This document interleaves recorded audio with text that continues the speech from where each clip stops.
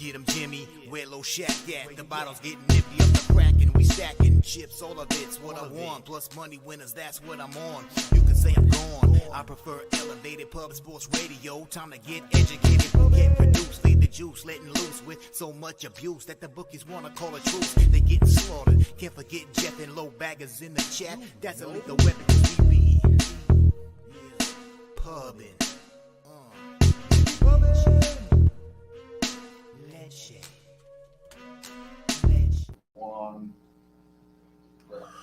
What up, cappers, gamblers, punters, hustlers, low baggers? Apologies for starting late. We were very inebriated last night. Thank you guys for your patience here when we get the show popped off and rolling. Just tweet the link out so we are in business. Shout out to all the cappers in the chat.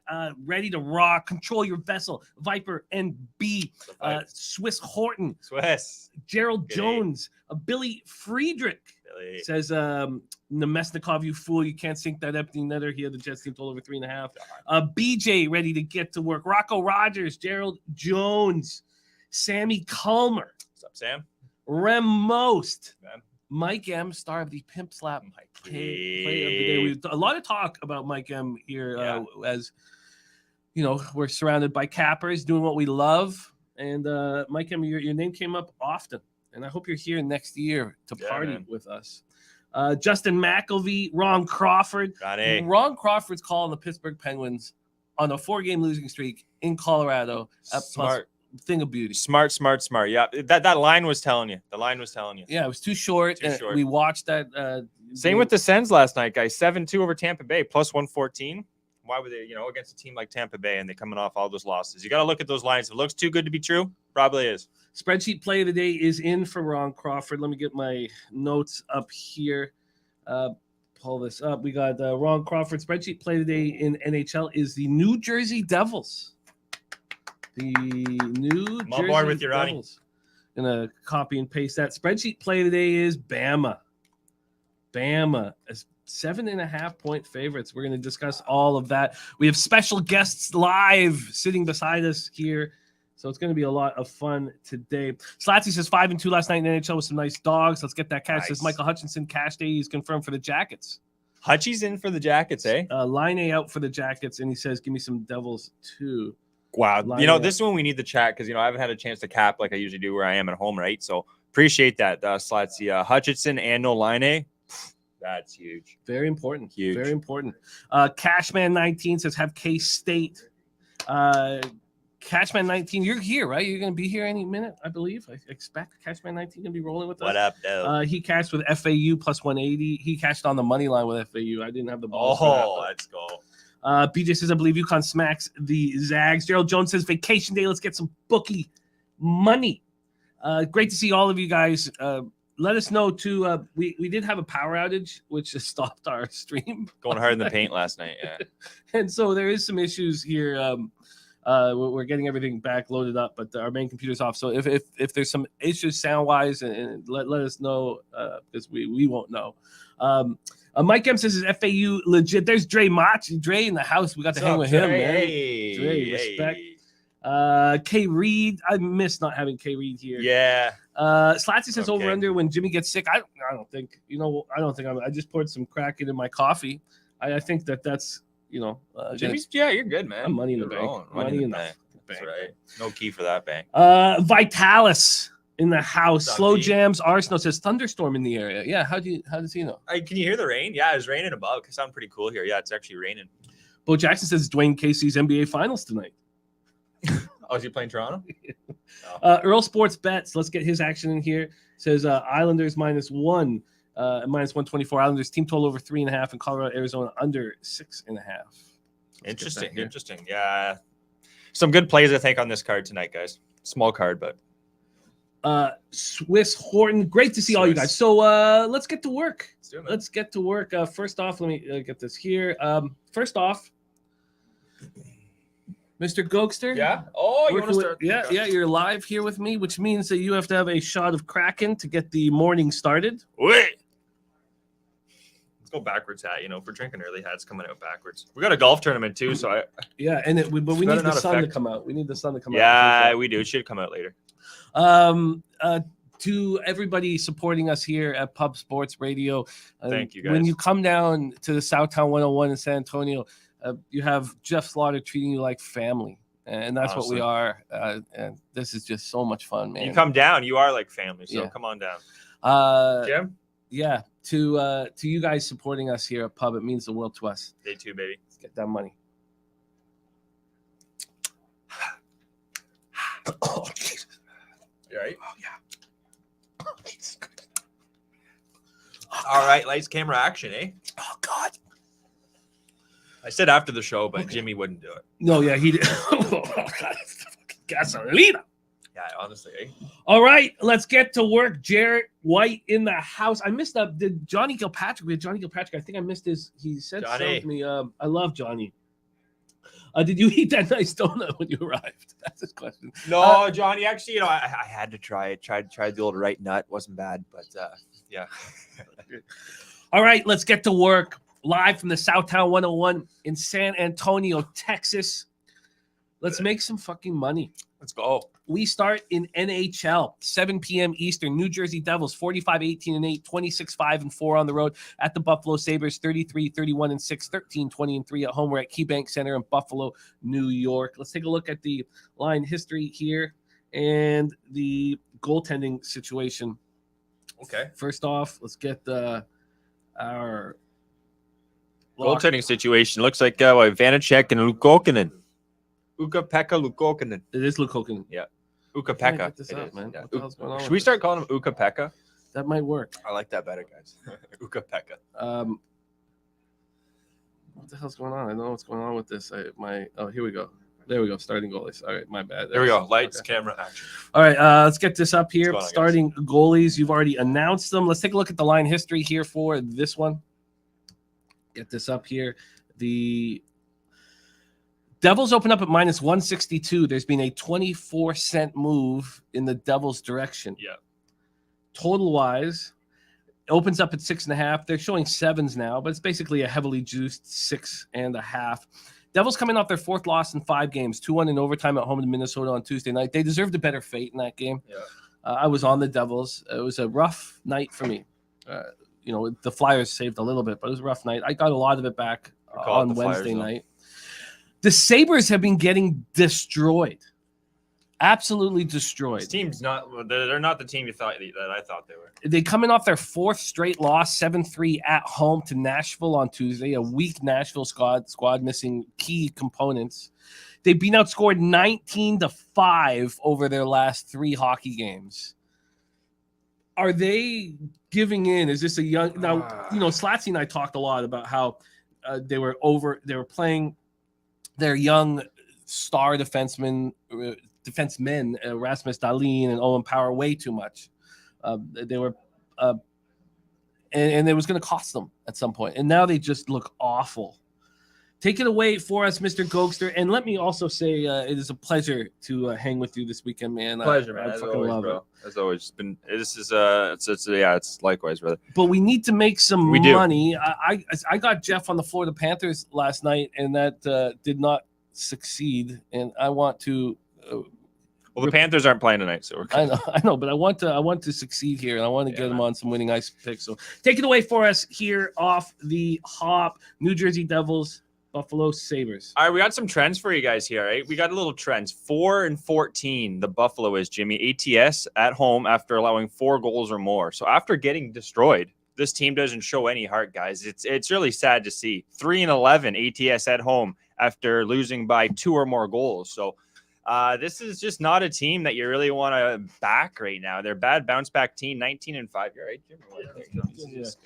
I looked on the screen. I'm tiny compared to you, and that's not the case. All All right, sorry, drop keep it going. down for you. No, All right. So Vanacek and Lukokkinen. Yeah, Buffalo guys, just a struggling hockey team. The best thing going for this this Buffalo team, Jimmy, they are 16-6 in revenge spot at home this year, but yet the ATS at home after allowing 4 goals or more could be an over spot here chance because Lukokkinen, he's got a 4.02 goals against. guys, with a .871 save percentage on the road or at home this year. And then against this division, Jim, he's allowed 3.31, .893. This is just goal. Like Luke Kokanen, I've caught him a lot of times in Belleville. He's a good goalie, but kind of like Gustafson in that sense where he hasn't turned into. They're very similar goalie. Like they're kind of big goalie. They don't come out. His positioning's good. It's just I don't know what it is with Luke Kokanen, to be honest. And then Vanacek, 17-1-2 on the road. That's unbelievable. The guy's only lost once in regulation, guys. And what you think it's going to happen here? I highly doubt it. 17-1-2, 2.56 goals against. The only thing kind of going against him, surprisingly, Jim, against the Atlantic, he's 5-6, the 2.66 goals against. But you got Toronto, Boston, Tampa Bay. You got good teams in that division. This is one of the weaker teams, right? So coming off a 2-1 loss against Minnesota, lost 4 of the last 5, like you were saying. But those L's, guys, against Minnesota, Florida, and twice against Tampa Bay. Those are good hockey teams. And you got Buffalo, who's 19-5. Goals against, goals for. So this is a Devils money line parlay. I'm going to add this in with another team here. You guys probably guess who it is coming up. And then I was looking at the Devils team total over 3.5 too, Jimmy, but -145. So I'm a little hesitant. I don't see the Devils are a playoff hockey team, and they've been proving it all year. And they've lost 4 or 5. But is Buffalo gonna roll over and fucking die? That's the whole this is everything. Is Buffalo going to show no heart? They're going to lose to a better hockey team tonight. That's what's going to happen, in my opinion. The Devils are a play like this. This means like Buffalo's lost their playoff hopes. If I'm not correct, like they're on life support right now. Done, they're on life support. Right 25-9 in road games with the total or 6 or more. Kind of a weird stat there with the Jets on fire. What? Mike M, stat of the century: Sabres in the black goat head jerseys, 8-1 straight up, 7-2 to the over. Billy Friedrich says Buffalo's a 3% chance at Bedard. I would like Connor to go there. I felt I was a bit of a fanboy right at the airport yesterday. I had to show you Bedard's forearm. I had to show you his upper body. I was like, man, this guy's a Bedard fan, bro. Well, he's from my hometown. I know. You can tell he's a North Van boy, right? Yeah, from my hometown. But look, I'm very, very excited. He also played in my home club, Yeah. So I mean, What's the home club team? Hollyburn Country Club. Let's go. Shout out to everyone. And what was that again? Hollyburn. Let's and he, also Morgan Riley, Griffin Reinhart. Yeah. We don't have it. That it started when Morgan Riley and Griffin Reinhart where we lost to Burnaby Winter Club. Look, I'm like 12 years older than those guys, but I was cheering for them. Yeah. They lost to Burnaby Winter Club in the Bantam AAA Finals, 4-1, and Morgan Riley, Griffin Reinhart on defense, and Ryan Nugent-Hopkins scored 4 power play goals. The Nuge! Let's go. Was Burnaby Joe there? No. But I love Burnaby Joe. It's fucking refreshing after the bullshit we've been through with Ryan Johansson and other Vancouver horrific hockey players who we had high hopes for. Birdie says, I really like Buffalo here tonight at home. I do feel like this is too easy. There's something. There's something getting in the way of me betting the Devils here, because I just find it hard to believe that this young hockey team with this great coach is just going to be fucking terrible down the stretch. Well, you like Buffalo's coach? Yeah, I like Granado. I'm not a big fan of him. Why? He's got a young hockey team, and I wonder how much he just doesn't get the boys going. It seems like this was a key. Like this last couple weeks, they just fallen right apart. Like this is playoff time when you got to start showing up. Like you want to make the playoffs, that's your push. Last 3 weeks, and they've crumbled like a cheap suit. Like it's I don't know. I got a little question marks with him because their team's not bad. They're very young. They're a very young hockey team. I'm trying to bring up here, guys, quickly the line combos because I know they sent back a couple guys, I believe, to Rochester. If Billy Friedrich says Vancouver has 6% chance at Bedard, if Connor Bedard puts on the bench, I'm gonna start sobbing. Like I'll sob. We're gonna have to cut you off. We're gonna have to all right, cut out but I'll fucking sob. I'll sob and I'll stop capping any other sports in any other games. Not only watch Vancouver Canucks hockey on a loop. But we're obviously not going to get Bedard because we're a hard luck franchise. We all remember how the Canucks started here in the National Hockey League.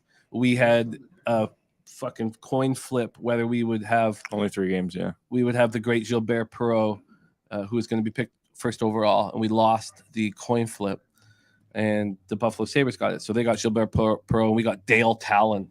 Who? Well, he's the general manager of the Panthers, I believe, right now. But all right, let's. You know what? Let's. That's what the chat's saying. He says, when in doubt, pass Jimmy from slow there. Bo Jackson, one with the goaltenders. This is a heavy goaltender advantage for Vanacek. I Buffalo can score. That's what Buffalo has. They do have offense, but defensively in their goaltending, it's very questionable. They got some injuries here too. We didn't really talk about the injuries. Really quick here. I had some injuries on Buffalo. It was Hinostroza, Comrie, Greenway, who they picked up, and then Samuelson. So Samuelson, defenseman, he's out. And then Hinostroza, you have, that's some offense they have. That's also the lineup. And then the Devils, they got Blackwood, Bastien, and Wood. The Wood is not good here, I guess. But yeah, I just feel like this is too easy. At this time of the year, it kind of starts to become like that. They've been outscored 19-5 over the last 3 games. You don't believe in the Sabres squad at all? It's the Devils, man. 4 of the last 5 games they've lost to Minnesota, Florida, and Tampa Bay. Just strong, like Florida defensively. Okay, I get it, but Bobrovsky's been playing well. Those are good hockey teams. If they don't want, the last thing the Devils want to do, there's only about 2 more weeks left of the season. They don't want to limp into the playoffs. They're going against most likely the Rangers and Buffalo with Luke Kokkonen. The teams are I think this is going to be, there's going to be goals. It's just, I think as the game goes on, the Devils, their defense is great. Their defense, all of the advantages are in the Devils' favor, in my opinion, Jim. I enjoyed capping with you enormously, but we've been talking about this game for too long. Let's move on. Do you want to take the over? I don't know. What's the total? I don't. Is it 6? I'm not betting the Devils. I feel like this is too. The Devils are evil. Quintus? Yeah, he says they're evil. Okay, so I can understand the over. Let's see what I would if. Oh, I don't have. Did you the 3.5 on the Devils minus 145? That's juiced. You don't usually see minus or 3.5 juice that high. That tells me that there's going to be goals. And all my stats I'm writing down, there's goals against are 3.5, 4. There's got to be goals. There's going to be over goals. 6.5 right now is at minus 135. See, you know what that tells me. The old both teams to score first period could be in play here. Yeah, it could be in play here because you're going to kill that minus what I was saying 180 first. 1.5 first period. You're going to get the both team to score plus 140, 50 around there. So. Markel says, "Fuck it, I'm on the over. Let's cash." Rob Free. Rob, we have not had you in the chat here for a little bit, and I was asking about you. He's a great capper who we need in the chat. He's betting the Devils and not overthinking it. That's my guy right there. That's my guy. That's honestly I don't want us to get too cute with this total because my only worry is, man, the Devils are no slouch defensively, and they got no heart right now. Buffalo. Luokanen's not good. Benko Spence. Not. Yes, I used the run line calculator to find the line. It's very important. It's crucial. So I don't have it up here right now. I shut down my computer last night. I was having some problems with it, but I could pull it up if anybody needs it. But yes, I use the run line calculator. Devils are going to win this game. Okay. I don't want in. I might want in on the over. And if I do, I'll bet it live here with the boys because we have our poker night tonight. Shit. Poker tournament tonight. Golf tournament too. If that's the way I plan on hammering this out. If you can get through 7 minutes, let's go MP. Take the over. I'm not on. All right, let's move on. 7 p.m. Eastern, New York Islanders 37, 27 and 8, 16, 15 and 5 on the road at the Columbus Blue Jackets, 22, 41 and 7, 13, 20 and 2 at home. We're at Nationwide Arena in Columbus, Ohio. We already heard from a few cappers in the chat that they believe that Columbus is going to roll over and die here. Earl Sports Bets is all over the Islanders. Islanders -1 at minus 124. Islanders team total over 3.5. So, well, let's just take a look at the line history here. But, seeing Earl bullish on the Islanders. That's Earl's team, though. If I'm not correct, I think Earl's an Islander guy. Isn't yeah, Earl, let us know, but I believe you're an Islander guy. He'll be the first to fade. He knows his hockey. I respect he'll fade his own team. I think he thinks this is just a smash spot, and the books agree. There's been a monstrous move towards the Islanders. They opened up a Pinnacle at minus 183 yesterday afternoon. Oh no, last night. Excuse me, last night. They're now minus 220. Between 11:13 a.m. and 11:36 a.m., there was a 13-cent move towards the New York Islanders. It's similar to the Devils game with that minus 20-cent move on the Devils too. A big move, yeah. Total wise, this has not really moved. It's juiced to the under at 6.5, and that's where it is right now. Islanders come on off their third straight win, 7-2 at home to the Leafs on Tuesday. Jackets snapped their 3-game losing streak with a 7-6 overtime win at Washington on Tuesday. It really pissed me off not being on the over in that hockey game and not being on the Jackets. Really bothered me on Tuesday night. Yeah. I know Washington's vulnerable. I just don't trust Columbus, but I believe that they're playing better than their roster would lead you to believe. Yeah, and like Johnny Gaudreau, he's on the worst. He got traded to the worst hockey team. Like the guy doesn't care about what, or not traded. He sorry, you're right. He signed with that team. Like Johnny Gaudreau. I love you, Johnny Hockey. I don't. Fuck you, Johnny Hockey. Out of New Jersey, like I respect the New Jersey. Like he's in a good East Coaster, good hockey city. He should be on the Devils or the Flyers. Honestly, like if you want to win. Like look at Kane. Look at all these other guys. Like why do you want to win? You're going for money. Do you want to play? But do you want to? No, he's not. It's not. No, I don't think it is because he could have got paid more money. He wants to be left alone. Yep. He wants to quietly play hockey and be left alone. Yep. And you know what? Find a different fucking job. Yeah. Go get an office job if you want to do that. Go work at fucking. What does Brown do for you? UPS. Yeah, I've been to FedEx. Yeah, FedEx will hire you too. But seriously, if you look. You are a fucking superstar, and if that's too much for you, you want to talk about an introvert, eh? I think that's Johnny Hockey. Yeah, honestly, but yeah, no. Looking at Columbus he grew guys, up in the rink though, right? His dad ran the rink. I know, right? His dad was the Zamboni driver and took care of the home rink in his hometown. The fact that he wants to be hidden in Columbus and not in the spotlight, not in front of, and you're in your prime. You're in your prime too. What is he? 29, 28? I don't want to get, obviously the Kraken's taking a bit of control here, but it sickens me. No, it fucking sickens me. I know. And I want him to lose. I don't want him to get Bedard. Oh, me too. But let's get back to work here. Islanders, Blue Jackets, Nationwide Arena. What are your thoughts? All right. So yeah, this hockey game, Sorokin versus Hutchinson. Shout out to the chat here with no Line and Hutchinson. I appreciate that. I didn't have that because Merzlikins Jim against the Metro. He's 0-7 with a 4.13 goals against.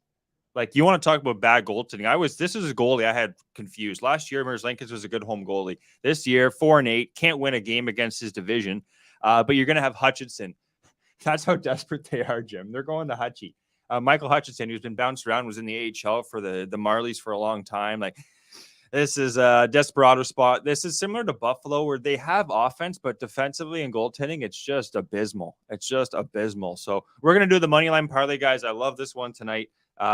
Fingers crossed on this. New York Islanders, New Jersey Devils, Jimmy, plus 130. I found money line parlay on that, guys. Feel good about this one. The line movement's in our favor. They're 3-0 against Columbus. I believe it was Clint said in the chat too that they won their last 6. And you know what, Jimmy? I'm also going to sprinkle on the Columbus team total under 2.5. It's minus 110. Columbus, when they have played the Islanders, guys, they scored 3 goals in one game. They played 3 times. They've scored 3 goals once. And you don't have Line A. You got a brutal goalie. And the Islanders, as we all know, they're great defensively. Sorokin, much better home goalie.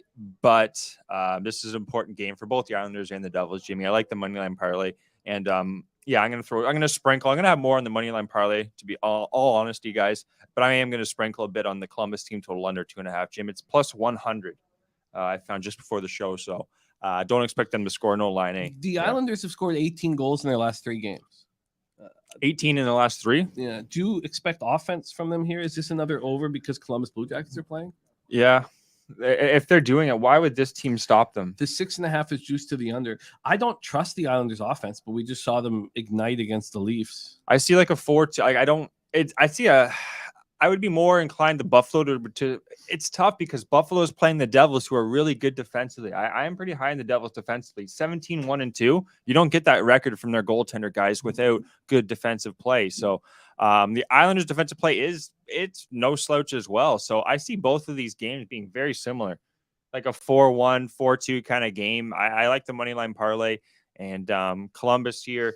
You know, Johnny, no life hockey. Also, here's some stats for you guys. 3-17 ATS after scoring 4 goals or more. So it's not like, they kind of have a good game, Columbus, and then they kind of go, okay, that's enough for us. Myron says everybody's offense goes off against the Leafs. I guess they're not Well, That's interesting comment. That's going to stick with me here because we're getting into playoff time. everyone they know how good. Like they know how good those first two lines are for Toronto. Like they're really really good. They got all those other than Tavares. I'd say they're all almost in their prime. Maybe not Bunting, but you got Nylander, Marner, and Matthews. Guys are all at least 2-3 years into more than that into their career. So they're at their prime. So teams really know they have to bring the offense because at any point in time, Toronto's like a Colorado of the past almost. Like they can score a lot, and they got great defensemen they've added. So as all Toronto fans know, I hope we get past the first round, Jim. But I got high hopes for Toronto this year, but I shouldn't have said that because they're probably going to lose. Raymond Reichard talking about his K-State futures 150 to win 6K. At this point, and we'll talk about it with picks from Dave and with Dabby Cab here in a minute. But at this point, you need to win another game before you can even think of doing anything. Yeah. So at this point, you need to get through tomorrow. But, I don't find from a gambling standpoint, are the Devils going to run over the Sabres? Are the Islanders going to run over the Blue Jackets? Both team, like the Islanders coming off an incredible 7-2 win. They've won 3 straight in sleepy Columbus. Look, I understand Hutchinson is vulnerable, but I don't really feel like this is an appealing spot for me. I don't want to sit here with road favorites. I don't want to be drinking with my friends gambling tonight with road favorites and thinking I'm going to make money. I know we're almost finding reasons though for Islanders to lose.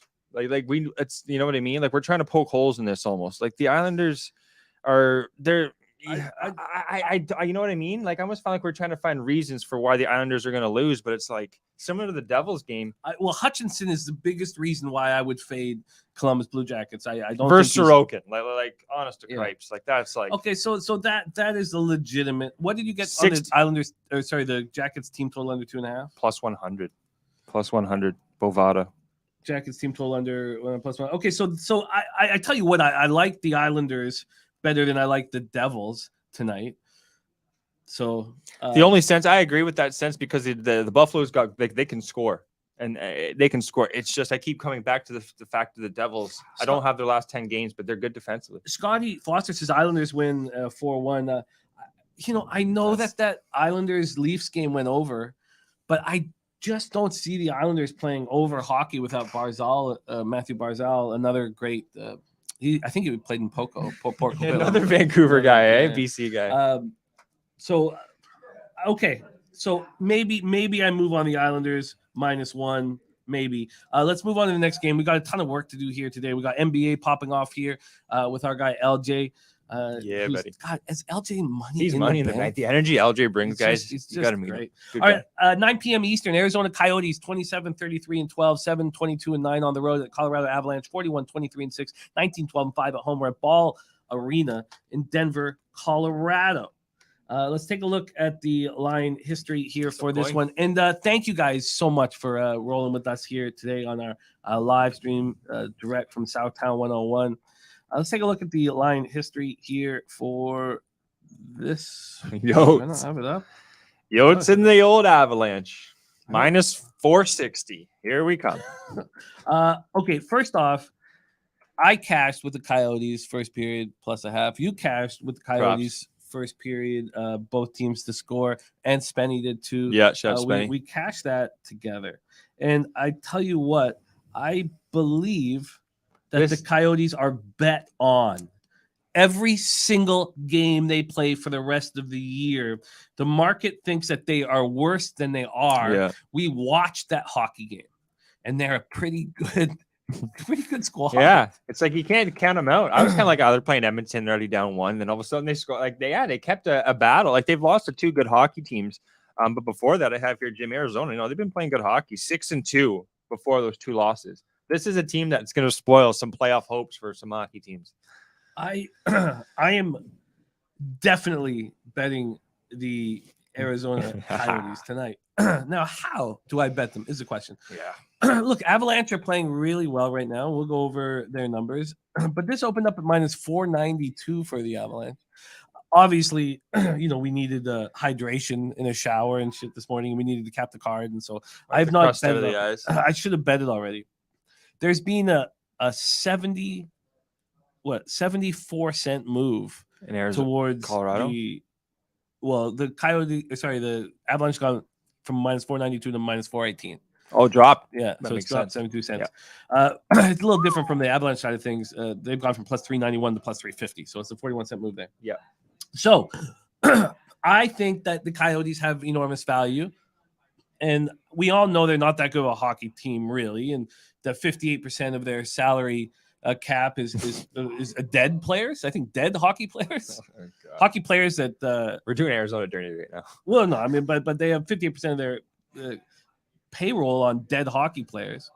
They're coming off their second straight loss. We talked about 4-3 overtime setback at Edmonton on Wednesday. Avs had their 6-game winning streak snapped, the 5-2 loss at home to Pittsburgh on Wednesday. So what are we going to say? We're going to say that, it's Avalanche in a revenge situation. Not revenge, but angry after losing 5-2 at home to Pittsburgh. Great point. Cale Makar. Is Cale Makar going to be in the lineup? Day to day. That's another point. Like, yeah, we got to find it's a later hockey game, so we're not going to see those morning skates for maybe an hour or two. So, Clint says the Coyotes will win the cup in 3 years. Jimmy, mark my words. How about this, Clint? The Coyotes will never win a Stanley Cup. They will never win a Stanley Cup. You'll have maybe an Allen Cup.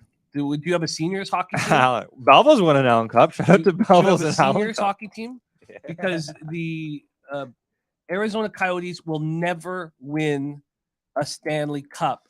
Their hockey team will be taken away from them, so that we don't even need to talk about that shit. You know what? I'm gonna call a little timeout. You know what? Arizona's got a lot of slander, and I get it over the years. But I was talking to a local, I think it was Dre. He's from San Jose, born and raised San Jose. Why does San Jose? I know they were good in the past with Big Joe, but that team's getting nobody in San Jose. You know what I mean? Their team in the last 4 or 5 years has been just awful. People are forgetting about Arizona or about San Jose. There are 50,000 hardcore San Jose Sharks fans in the Bay Area.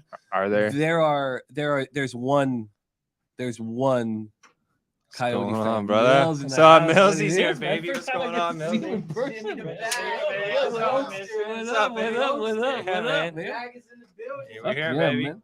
Millsy in this joint. So, the Coyotes have one fan. His name is Clint McLean, and the Sharks have 50,000 fans in the Bay Area. Anyone in the chat is San Jose fan? Going once, twice. Parlay Street says Arizona covered the puck line 9 in a row. JPZ says they haven't lost by more than one goal in the last 10. And Bo Jackson said NHL won't host a Stanley Cup, let alone an All-Star game in College Arena. When Carolina won the Stanley Cup with Mark Recchi, they picked up Mark Recchi at the trade deadline, and the Carolina Hurricanes won the Stanley Cup. Yeah. There was a barbecue with 500 people. That was the big party, parade. And it made me despise the franchise. Okay, Rick's coming with the Go Sharks. Okay, all right. We see you, San Jose fans. Respect. Okay. 2 fans. So, 2 fans. Okay. But okay, let's shut down NHL here. Yeah. I have some interest in the Islanders -1 because they're playing professional hockey right now. Yep. You know what? And I like the Devils as a playoff hockey team, and going up against a team like Buffalo. These are two similar. No, it's just weird, man. You expect the Sabres to get their shit pushed in? They're playing a defensive team that's They're outscored 19-5 over the last 3 games. They were just a bunch of bitches. They are. They are. I find that too easy to say. Against a team, a bunch of men on the Devils. Young offense.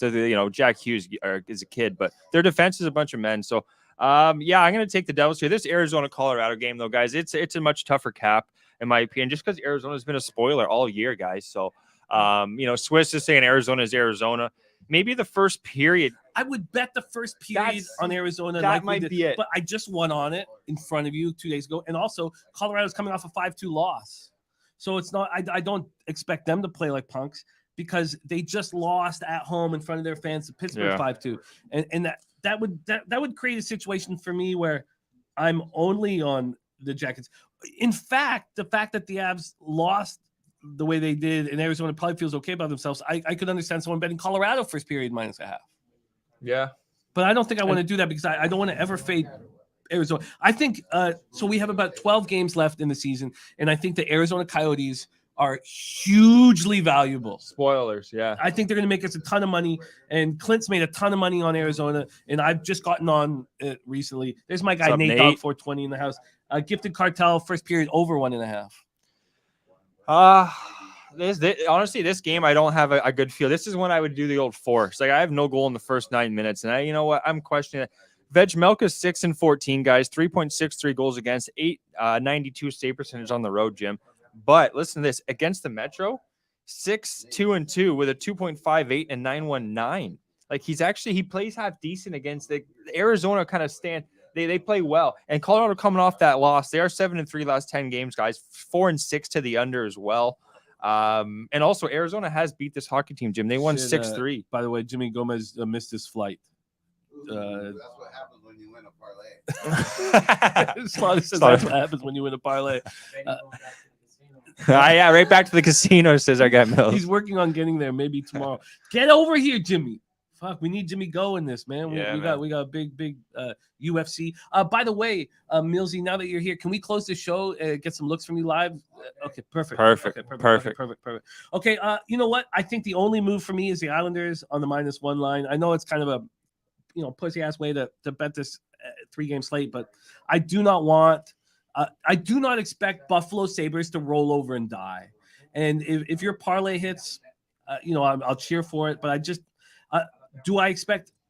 In fact, if we were in Vegas right now, I would have some interest in betting both home dogs, just to have some fun, in the sports book. I get it. I'm the opposite end of that. Yeah, like this is when I try to start looking at the teams that I think are just playoff caliber and just kind of it's like, all right, let's just keep her moving.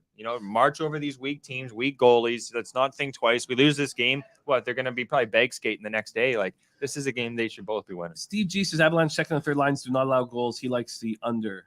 See that's my first gut feel is kind of the under here, but I don't feel comfortable in this spot here, guys. What makes you uncomfortable? I think he might be right on the under. Yeah, it's just Vejmelka's 6-14, but then I read off those Metro numbers. He's 6-2 with a 2.58 goals against, 919 save percentage. So, and then looking at Arizona, they're healthy, Jim. I have here Richie's day to day, okay, but and then Cassian. So those are just two kind of more bigger guys, right? Fourth liners. So. Dumb and Dumber's out there. Rodriguez and Makar and even Lehkonen. Lehkonen's been a good player they picked up from Montreal a couple years ago. So Lehkonen's a big push in the power play specialist. Yep. Okay, so I have some interest in the under 6.5.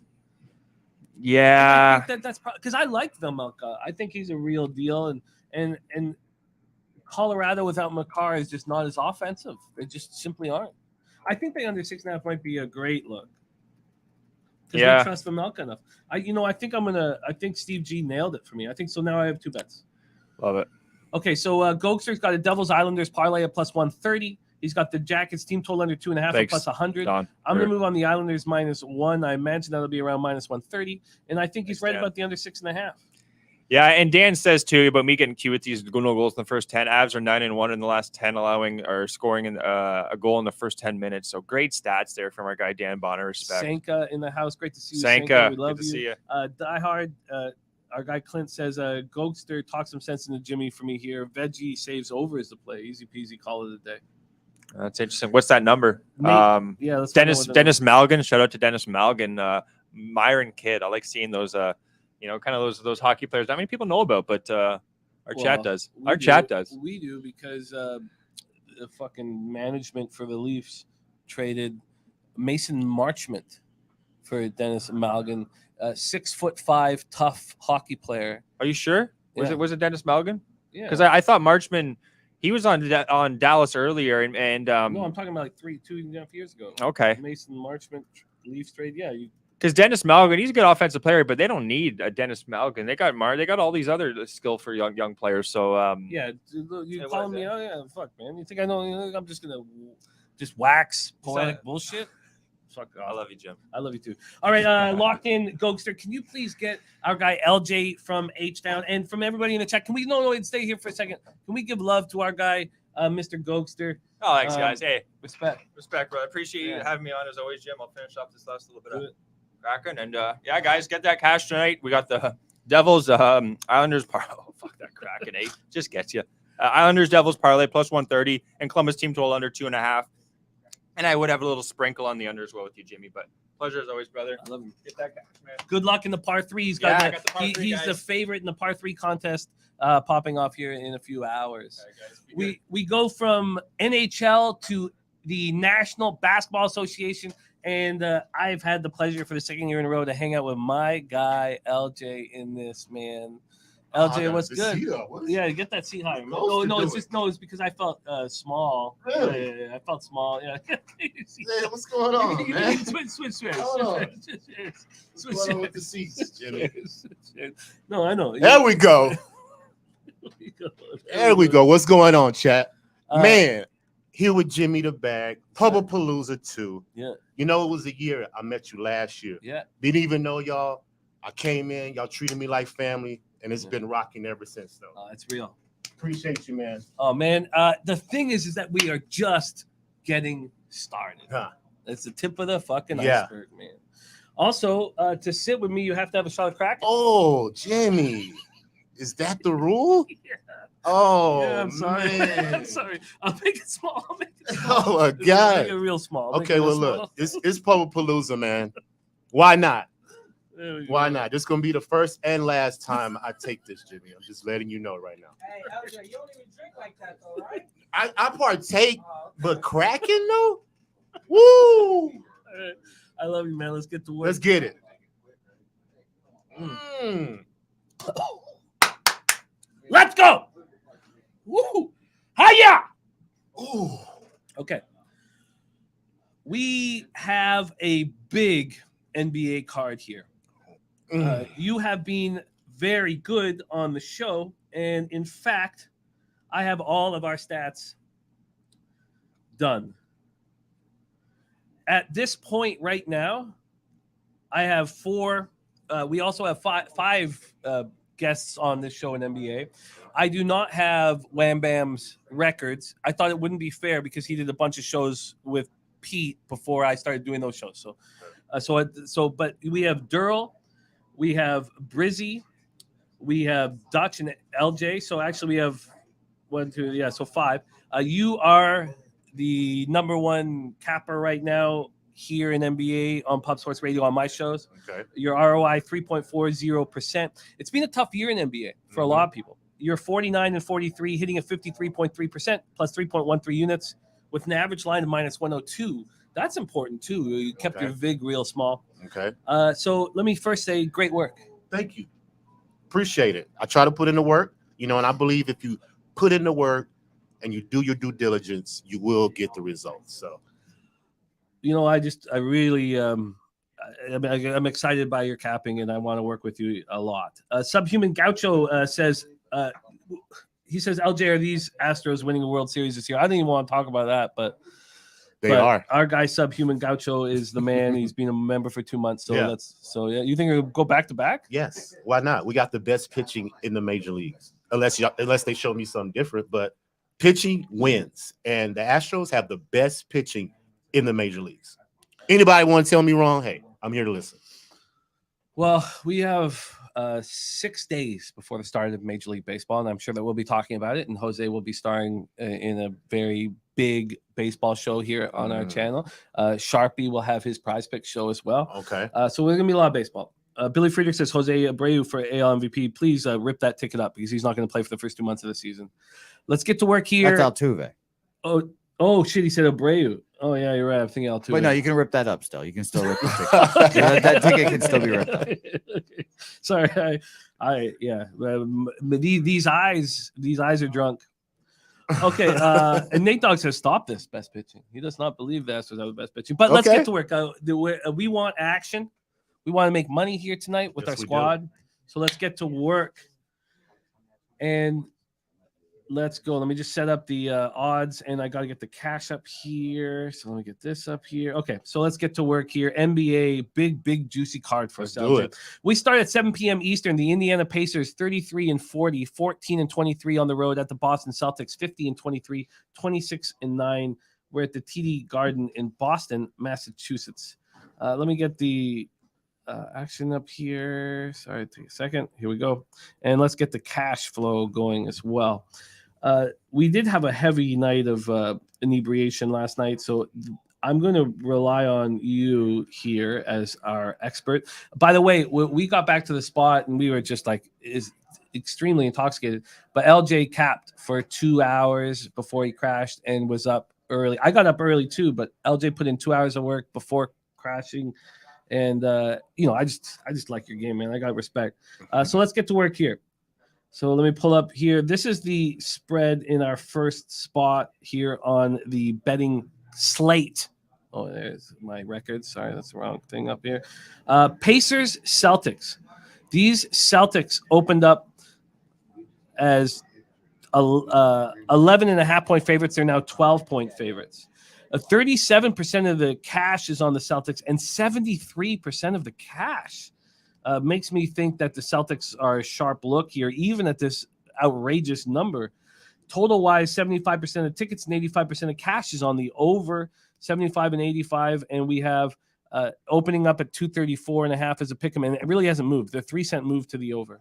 Matt Stoney says he was up till 4 a.m. capping. Respect. Okay. Vito Garcia says love and respect from Houston. Vito Garcia in Texas. Vito, you come down to San Antonio to Southtown 101 and roll with us if you're that close, man. 4 hours away. Shit. Take it away, my man, LJ. First game on our card, Pacers Celtics. Well, Jimmy, you know me. What do I do with Boston? You don't bet Boston Celtics games. I don't bet them. I don't trust the fact that they have to rely on that 3-point shot. They burned me too many times. But for the show purposes, I'll give y'all the sides and I'll give y'all the leans to where if I had to make a play on this game, I would just take the over and call it a day because Boston at home, they pretty much lean to the over. They're 22-12-1 to the over as a home favorite. So if you just take the points, just get off the game. Boston, they're too inconsistent. Indiana's been playing well, too, because they're 7-4 ATS in the first quarter and first half in their last 11 games. So I wouldn't want to step in front of that. This is an Eastern Conference game.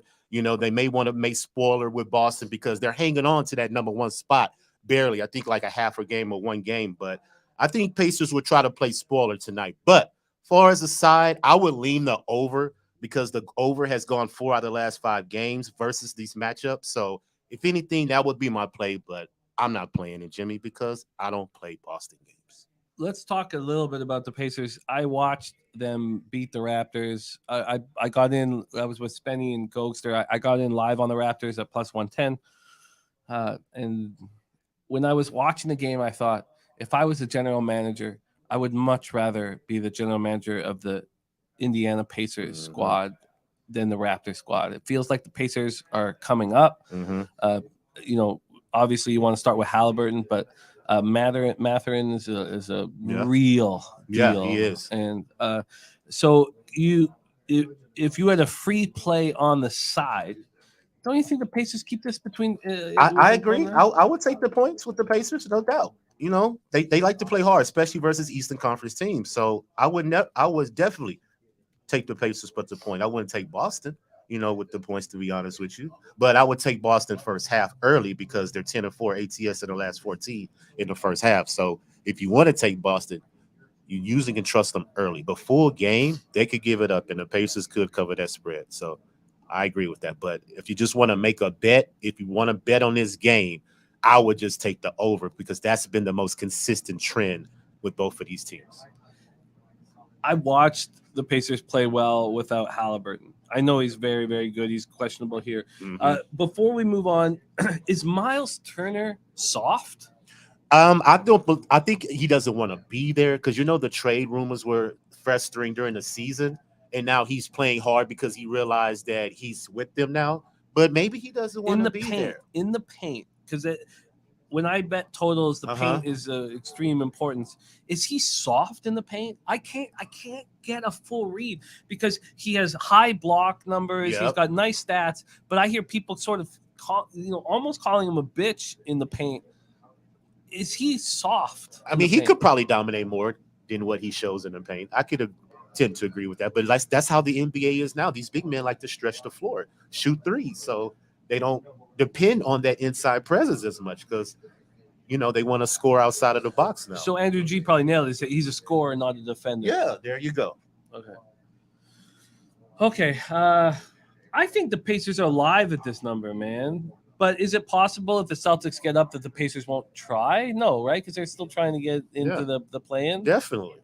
definitely, Jimmy. I would lean Pacers, but I'm not baking the bet. I just can't bet Boston. If it was in Boston, I would. I can't do it either because at this point, the public is seeing exactly what I'm talking about. Yeah. 63% of the tickets are on the Pacers plus 12.5, and only 27% of the cash. Yeah. So let's just move on. I'm not going to take it.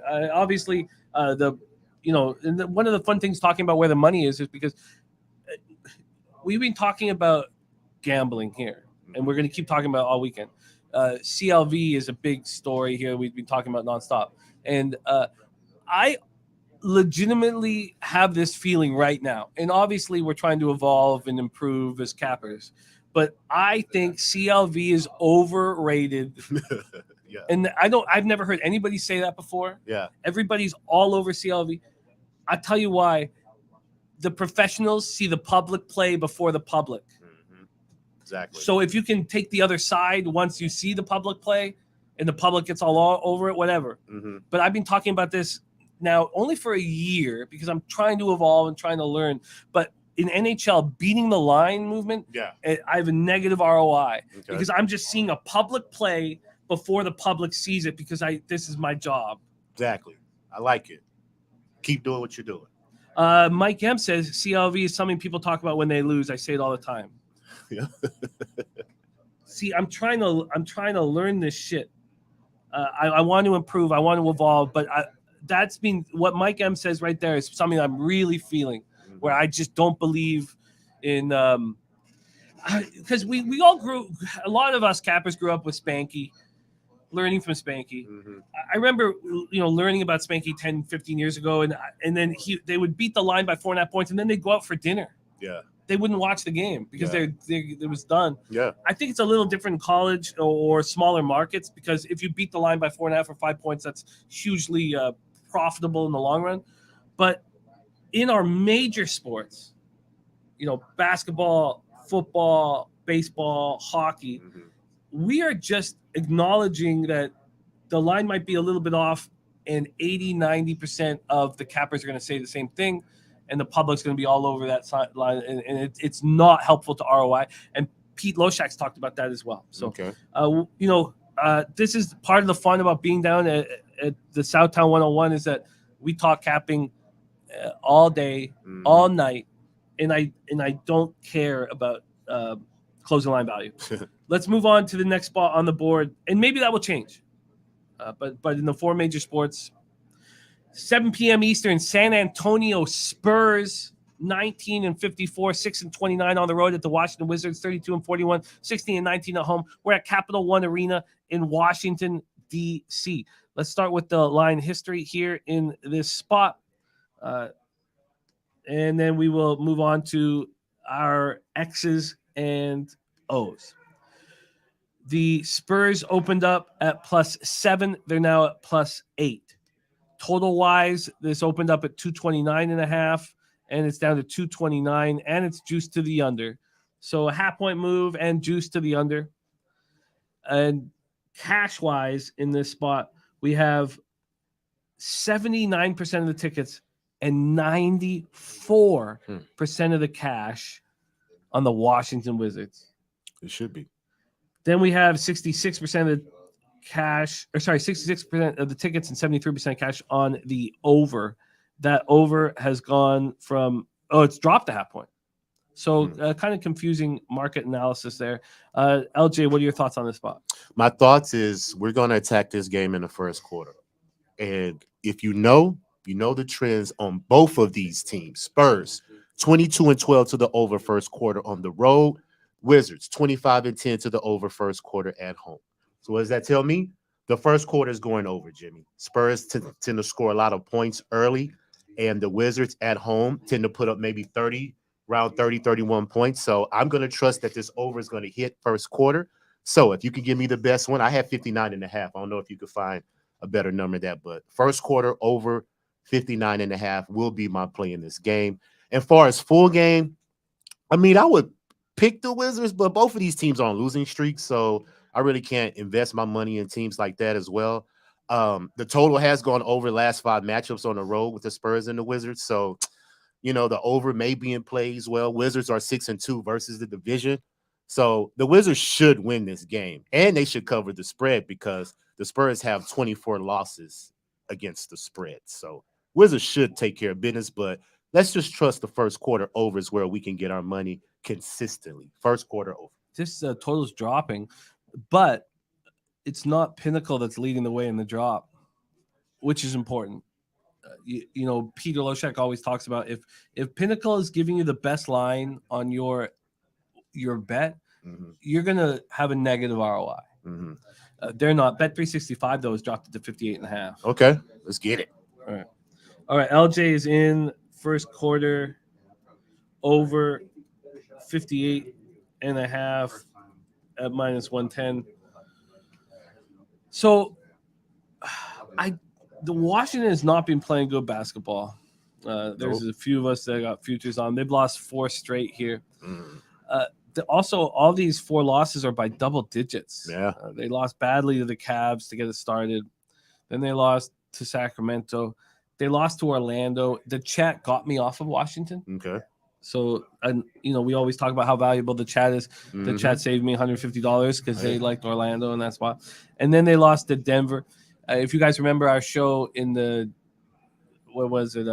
on Wednesday, Ski Prophet came in and he was like, because I was wearing the Nuggets hat, and he was like, "I like your hat, man." And he's very cryptic with it, but he was saying that the Nuggets were going to cash, and of course they did. Yeah. So, are the Wizards going to put their foot on the gas here and beat a weak team because they've lost 4 straight? Are the Wizards live early in this game? I think so, but I can't trust that they will because they're only 7-9-1 as a home favorite against the spread, so they have a losing record versus it. And I just want to pick the Wizards spots where I have been making the money. That's the first quarter over, especially at home. They usually go over on the road as well, but the home is the smash spot, 25-10 to the over. So let's just get our money early, hoping that the Wizards come out. No Bradley Beal. Okay. No Kyle Kuzma. Wow. I didn't know that. I knew Kuzma was out. I didn't know Beal was out. That may change it. But you know what? I'm a man, and I'm going to stick to my play. I respect it. Adia's Money in the Bank. Is Kispert? I don't know. At that point, let's just quickly go over their full lineup here, their starting lineup, because I don't know if it's legit. Look at the Spurs lineup too, because don't they have players out as well? Obviously, the Spurs are trash, but they put up points in the first quarter, though. Oh, I'm not against your first quarter over by any means. I wonder if at this point, if you take this squad, the Wizards right now, and expect Monte Morris, Corey Kispert, Denny, Avdia, KP, and Gafford, that's a weak fucking lineup, man. Yeah. Now, we have no idea who's going to be in the Spurs lineup because Pop's doing his thing. But that's just a weak fucking lineup. What are they just going to run game here? Are they too big of a dog at this point? I don't know, man. I would like to let me just I didn't know Bill was out, but I'm gonna stick to my first quarter over. The Wizards are 8-point favorites right now. You could get it on the Spurs first quarter plus 2.5. I guess, man, I don't know if that's enough. I don't know. Swiss Horton says Spurs are not trash though. Oh, he says Spurs are better than the Raptors. He's just trying to set me off. I got you. Look, I love Swiss Horton, and I hate Swiss Chalet and Tim Hortons, but I love the man. Mally Mal says dog days of spring summer. Okay, so LJ's moved on the first quarter over. Saturated says Zingas will eat. He should, and the blocks and steal should come into play too. KP should get a double today. Okay, so let me take another look at this game. Okay, so we have a Wizards team that's fighting for the playoffs. That's been pretty good this year. Well coached. We have no Beal and no Kuzma, thank you. And do we see Washington at home, a team fighting for the playoffs, playing professional basketball with out key components, but do they beat up on the Spurs here without their best players? We talk about you don't want to bet a team when their star player comes back. Yeah. But what about backing a team when they don't have their star players? Because we've seen it so many times. A group of men coming together and saying, okay, we don't have these guys, but we're going to, and you're against the Spurs trash team.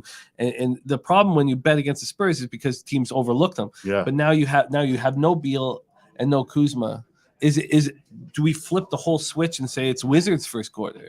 The Wizards are at home, losing 4 straight without their best players, but they're a better basketball team. They know they are than the Spurs. Spurs are mailing it in right now, other than Pop. So do we flip the switch and say it's the Wizards first quarter? I mean, I'm not going to play it. You can flip the switch. I'm just going to trust that the total goes over because I'm expecting both teams to give at least 28 to 30 points in the first quarter.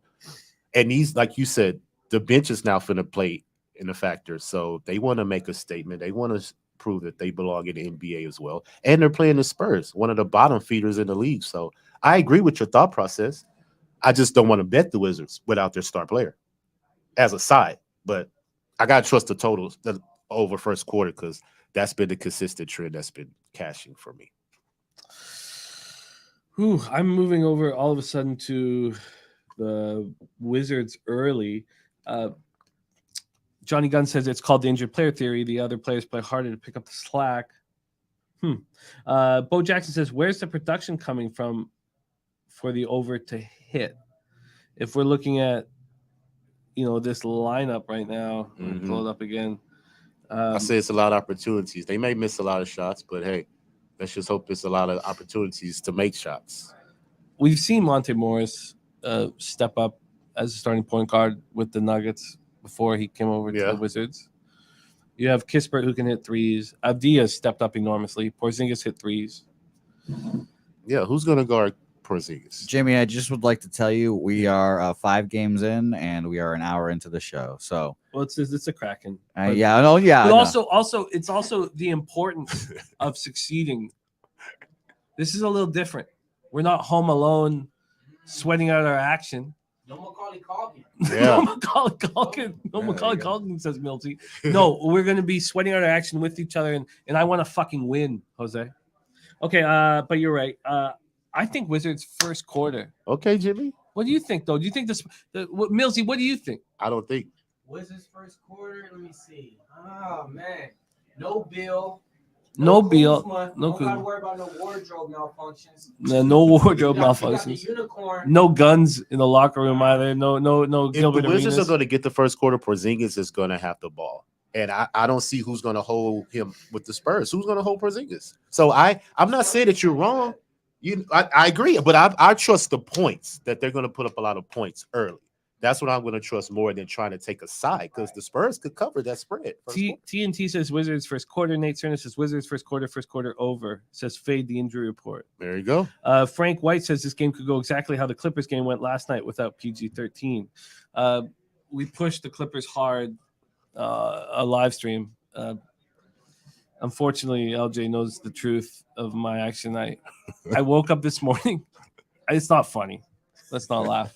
But I woke up this morning and I had I will bet $200 on the Clippers. Like I had the email set up to my local and it wasn't sent. So hey, they won by 25. Yeah. All right. Let's get back to fucking work. Let's do it. Okay, I'm very interested in the Wizards first quarter. I like the star player theory. 7:30 p.m. Eastern. Next up for us, Detroit Pistons 16-57, 7-28 on the road at the Toronto Raptors 35-38, 23-14 at home. We're at Scotia Bank Arena in Toronto, Ontario, a city that I don't want to live in, but my family's there and my wife's family's there. No, my team's the Vancouver Grizzlies and that's not and more. Blue Edwards. Vancouver Grizzlies are no more. It's the Memphis Grizzlies now. Don't say that to me. That's Blue Edwards. No, you have to root for the Raptors.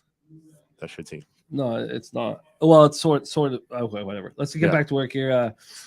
Let me set this up here, line history wise. And Millsy, if you got looks on any of these spots, we want you. I know that you're going to close up our show with some UFC looks. We got UFC San Antonio, but we got Millsy in the spot live. But let's talk about this one here. And so Dwayne Casey and the Pistons seem to step up when they play the Raptors. I got to personally be in a car beside Dwayne Casey. Oh, really? Yeah, right under the QEW, turning right. And, the Raptors were really upsetting me at the time. Mm-hmm. But there's Dwayne Casey beside me. So at first I smiled. Okay. And I was like, oh, shit. And then Dwayne looked at me, and then I went like that. Yeah, I did the long move. Yeah. It's not that bad. I Yeah. mean, I'm sure he gets worse things. Yeah. But he shook his head, and he turned right. Yeah. Yeah.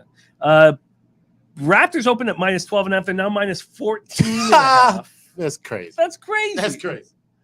Who's doing that? The total opened up at 225. It's dropped a 1.5 to 223.5. So the last time we saw the Pistons in action was Tuesday, right? Let me pull this up here. It was Tuesday because we had our Pistol Pete Loshak take the Pistons team total under. Yeah. And it was no. Oh yeah, that was Wednesday.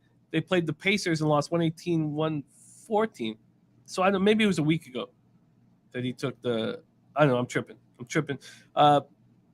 They lose by 4 against the Pacers on Wednesday. Oh no, there it is. Sorry, shit, I'm tripping. I was looking at Raptors. I would watch that game with Gogster and Spenny. The Hawks they lose on Tuesday, 129-107, and Loshak had the team total under for the Pistons, and they cashed easily. The Pistons are dealing with so many injuries. They're a mess. Yeah. Let's take a look at the cash flow quickly here. On this one, we have 37% of the tickets and 60% of the cash on the big favorite. That's why it's gone from 12.5 to 14.5. So the books are legitimately concerned. And then total-wise, we don't have the cash flow, but 88% of the tickets are on the under, and it's dropped a 1.5. So here, at least, the books are concerned about Raptors action and under action. Take it away. Yeah, I think what was this guy? I forgot on the chat. He said it. Detroit plus 14.5. They've covered 9 out of the last 10 versus the Raptors. So if I had to make a play, I would take Detroit plus the points. I think that's way too many points for the Raptors. They have not proven that they can cover a 15-point spread. I don't see that. But they have proven that they can jump out on you early in the first quarter. Now, we missed the ATS last first quarter versus the Pacers because I had it. But we're going back to the well today because the Raptors 14-3 straight up in their last 17 games in the first quarter at home. The Pistons are 9-27 against the spread in their last 36 games in the first quarter. So I'm going to attack Toronto early because they come off that loss in the first quarter last game. I think they're going to want to step on the Pistons early. The Pistons are 1-9 in their last 10. They lost 4. I mean, they're a trash team. So the Raptors should get well enough to where they can destroy the Detroit Pistons today. So, but I'm not taking a full game spread. I'm not taking 15. That's crazy. So let's take it early. Raptors first quarter is my play. I don't know what the number is, but you can probably find me. Let's get it. The best number out there. It's an interesting way of looking. It's going to be high though. It's probably going to be 6.5, 7 first quarter. 5. 5. It's dropped to 4.5. Okay, let's take it. 4.5 right now. Boom. They could cover 5. They're coming off that loss. Detroit is just a horrible team, and the Raptors, they're still vying for a play-in or playoff spot as well, right? For your team. Right, we are. Yeah, so they should come out with some assertiveness and feistiness tonight, against a bottom feeder, as the Detroit Pistons are. LJ's locked in on Raptors first quarter -4.5 and -110. TNT is still a Raptors fan, though. Obviously, I can't. When I watch the Raptors right now, I can't imagine us not having Pirtle. I can't. Yeah. We played for how long without a center? Yeah. With all these guys at 6'9", at least Masai admitted that was wrong. Mm-hmm. We can't have 5 guys at 6'9". Delano Banton's been hurt for the last little while, so we can't have a 6'9" point guard either. I'm a Delano Banton fan. Scarborough, respect. Let's move on. 8 p.m. Eastern. Houston Rockets 18-55, 6-29 on the road at Memphis Grizzlies 45-27, 31-5 at home. FedEx Forum in Memphis, Tennessee. Young Jose Sweet T Tits Bouquet and I cashed with your Rockets at +13 against Memphis. That was a great fucking bet. I knew that Jose had cashed with Japan, and his bankroll is extremely important. When you're a young capper in the game, money is more important because we're older heads and we have a bigger bankroll. When you're 25, there's no bankroll. Yeah. right? yeah. I know that Jose's 26, but I'm 25. Don't worry. okay. There's no bankroll though. So you need, and when he said after my breakdown, he's like, I'm on the Rockets plus 13. I was like, oh shit, that's going to cash. Yeah. Like, you capping the capper, and Yeah. he watches cappers all day. And he was convicted to it too. So I that's did important. lose though on the first half plus 7.5. That was my lone loss. What are you laughing at, Jose? Yeah, you find a way, man. You find a way. Fuck Don't off, man. you find a way. Man, we won. We won, Jimmy. Let's do it I again. went 3-1 because I had the Sixers first quarter, first half, and the Sixers got up 19-1. Mm-hmm. I digress. Rockets, Memphis. Let's discuss this spot here. So we have moves from LJ from H-Down. LJ's on the first quarter over 58.5 in Spurs Wizards, and he's on the first quarter minus 4.5 with the Raptors. Here we go. Your Houston Rockets. God, what a team! What a wild 5 years going from Morey to this trash. And I don't believe in the whole Daryl Morey side of things. I think that it's not about intelligence. Mhm. You can have the smartest guy in the world come in, but do you know hoop? Yeah. And he didn't. And now, does he now? I know he's a very, very smart man, and he has his analytics conferences. And you know what? This guy didn't grow around basketball. Yeah, I get it. Memphis opening up minus 12.5. There's been a 4-cent move towards them at Pinnacle. Total wise, opened up at 233.5, and that's where we stand right now. LJ, your boys in Memphis against a squad that parties and it's not going to party for the rest of the year, right? What do you can you touch on a couple things here? Obviously, your action in the Rockets, Memphis, and your expectation of the Grizzlies as we move into the playoffs with the everything going around Ja. I think that they need to get healthy. They need to get Adams back in the lineup. Once they get that full back in the lineup, And he's not coming back to the playoffs. Yeah, but like I said, I think they'll be viable. I really do. I just feel that they need him back in there to control the paint and the defensive presence inside. You have Ja, you can score. You have Jerry Jackson. It's just that they need to solidify that paint. We had Dylan with Brooks, Adams. who was with the 18th technical, got suspended last game, so he's back in the lineup here tonight. Desmond Bane hitting outside shots. Mm-hmm. Your squad here. I found the Rockets have some similarities to the Arizona Coyotes, not quite as accountable. Yeah. But how are you making money on this one? It's crazy you say that because both of those teams tend to play better at home. Absolutely right. Yeah. The Rockets on the road, Jimmy, not so much. Yeah. And y'all say y'all cashed that. What was it, the spread last game? 13. Rockets cashed it, right? Yeah. So you know what's going to happen tonight. Memphis is going to cash, Jimmy. They're going to fucking destroy them. They're going to destroy them. And Bo Jackson in the chat said, LJ, let them know the Friday stat about the Grizzlies. You want to know the Friday stat about the Grizzlies, Jimmy? Yeah. 9-1 straight up on Fridays, Jimmy. 9-1 against the spread on Fridays at home, Jimmy. They turn up. I'm telling you. Dylan Brooks got suspended for a reason on Wednesday. He didn't want to play. He ain't technical. He took a day off, bro, because tonight they are going to come party and they are going to mollywop the Rockets, Jimmy. Now, let's get to the game, though. The Rockets are good first quarter, though, Jimmy. They're 7-4 against the spread. First quarter, last 11 games. So they do come out well in the first quarter. Yeah. But Memphis, 25-10-1 against the spread first half at home. 28-4 straight up as a home favorite. Now, this is a key stat right here that I love. 18-4 straight up versus the West in the first half at home. So that's what we're doing, Jimmy. Memphis first quarter. We doing Memphis first half. And we're doing Memphis full game, Jimmy. Trifecta tonight. Shit. They are going to turn up. And not only that, Jimmy, I'm going to take props. And the prop, I don't think it's out yet. But if Josh starts tonight and his prop comes out, I'm all over Josh's props. Now, I'm going to have to tag you because it's not out, I don't believe, right now. But when it come out, Jimmy, I'm going to tag you with the job props. But far as right now, Memphis trifecta spot. So I'd like to join you on this, but you talked about Houston first quarter being strong. What's why are you fading them in this spot? Because it's Friday, Jimmy. It's Memphis Fridays. That's why I'm fading them. They got their win the last game. They got a little cute win Wednesday. They covered, whatever the case may be. But tonight, they're going to be sitting there on the bench whining because Memphis is going to destroy them, Jimmy. Now, we have to see if Ja is going to start or if he's still going to come out. I believe he's going to start. Yeah, he's got to start. Yeah, I believe he's going to start him, and they're just going to blow him out the gates early.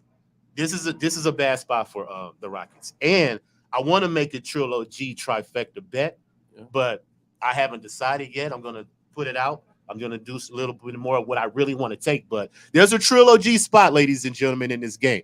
I just don't know yet for sure, but I will be tweeting it out, and I will let you know. But I'm on Memphis trifecta tonight. Easy. All right, so you got minus 4.5 first quarter, minus 110. You got first half minus 7.5, minus 106. Full game minus 12.5, minus 107. Let's do it. I really like you guys know. I respect numbers, but I love my mom's a shrink, and the man that took over for my father is also a shrink, and so I love the psychological aspect of handicapping sports. Yeah, I love the angle of Ja now Friday night home game comes back and comes out off the bench and looks good, and now I'm very interested. I don't think I'll triple up here. I think it'll be a double up spot for me. Yeah, I know the numbers are big first quarter, first half, but I don't care. It's Pubapalooza too, man. I'm wilding out today. I'm locked and loaded. Respect. I'm throwing bullets today, for real. My record either is going to be spectacular or it's going in the tank. Respect and the player props that you will add. Let's move on to the next spot on the board. We talk about Ja and soap operas and enigmas. Let's talk about the Dallas Mavericks here at home. What a fucking mess. Really? That's what we're talking about? Mark Cuban has done it again. Hornets 23-51, 11-27 on the road. Mavericks 36-37, 22-15 at home. We're American Airlines Center in Dallas, Texas. Do you remember that game, a college game a few years ago, 3 years ago with Alabama, when I forget why, maybe it was COVID or foul trouble, whatever. They could only play. It was Colin Sexton. They only had like 4. Okay. They had to go 4-on-5. Really? And they had to go 4-on-5, and I think they won. I forget exactly what happened, but they took it to overtime. Covered. Yeah, they covered and all that stuff. Yeah. So and it was a fight. Yeah, too. They got ejections and all that good stuff as well. Yeah. You're right. It was a fight in ejection. So I always think of that when I see Kyrie. Kyrie would rather just be 4-on-5. Yeah. Like he's like he'd rather go 1-on-5. I don't know if Kyrie equates to a successful basketball team. We've heard some of the stories recently about when they won the championship, and he was angry, and he called Kobe. That was the first thing he did. After the Cavs won the championship, he was angry. Everyone's celebrating. He's angry. He goes over and calls Kobe. This is a strange character. It is very much. And I don't feel that much confidence in capping Kyrie, because he's a very skilled basketball player, and I don't know. I'm just not there in the room. I don't know when he's going to step up, when he's going to care, when he's going to do. I find him very difficult to cap right now. Let's take a look at this spot here. Dallas opening up as 13.5-point favorites. They're now 14.5-point favorites. So we've moved a point in the direction. We've talked about 3 huge favorites, and in each one, the line's gone towards the favorite. So in the Grizzlies game, I don't know if I mentioned it. I think I did, but 61% of tickets, 78% cash on the Grizz. I think you're on the right. I think you nailed that one. Yeah. And we'll be sitting beside each other and seeing if our lives improve because of it. Here in this spot, we have 53% of tickets and 73% of cash on the Mavericks. So we've talked about a few big favorites tonight, and in each big favorite, the Celtics. Now, the Celtics only have 37% of tickets, but 73% of cash, so the big bets are on the Celtics. The Wizards are 78-96. The Raptors are 36-60. Grizzlies are 61-70%. So every single big favorite we've talked about so far, the big bets are coming in on them. Mm-hmm. And here we have Dallas at 53% of the tickets, 73% of cash. Also, 37% of tickets and 90% cash on the under. So a syndicate or somebody's made a big bet on that under. Let's take a look at I just want to touch on this under here. I know, and Jose tried to speed us up, but God, I just love this shit so much. I could just sit here for hours and hours and hours doing it. And as long as there's, cappers that are supporting the show, Well, I feel like it's a problem when he starts pacing back and forth. no, he knows me so well, man, and he thinks it's going long, and I respect that. This total's gone from 228 to 227.5. This shit is real. These bets are fucking real. And our life needs to improve because of our bets. And now we're all going to be seeing each other watching our action. And so I want to fucking win today. Hornets, Mavericks, American Airlines Center, Dallas, Texas. Take it away. Yeah, I don't really have too much on these. Mavs are only 4-6 in their last 10. The Hornets are 3-7 in their last 10. So not really interested. I would lean the under though. The 12 out of the last 15 games have gone under for the Hornets. And do we know if Kyrie's going to play?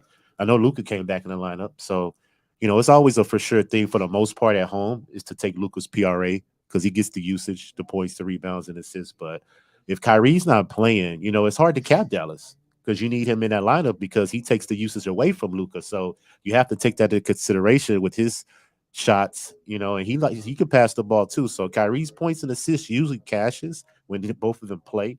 But the fact that I don't know and I'm not really keen on betting on Dallas. I just think it's a mess, too much going on. And the Hornets are trash, 25 losses as a road dog, 9-17 versus the West. So I wouldn't expect them to come in here and shock, Dallas as a road dog. So I'm just going to pass off this game. I have no interest. I got too much action. Yeah, no, I feel you. It's uncomfortable. We don't know if Kyrie is going to be in.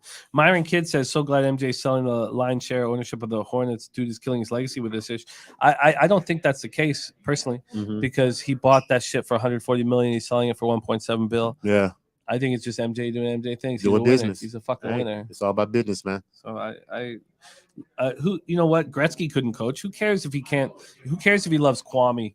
Right? Who cares? Who cares if it's Kwame? It's a fucking future. He took Morrison. Did he take Morrison too? Yeah, of course he got Morrison. Look, I don't. I'm a Gonzaga. I'm cheering for UCLA. I was cheering for UCLA last night. Yeah, I was too.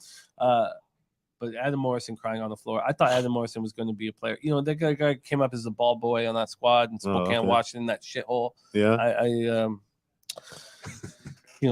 Adam Morrison being so horrible. Look, it's easy for me to laugh at Kwame, and I'm just I can't laugh at Adam Morrison. It kind of hurts that he was so shitty. Yeah. Okay. No action for us in Hornets Mavericks. You did talk about a lean towards the under. Yeah.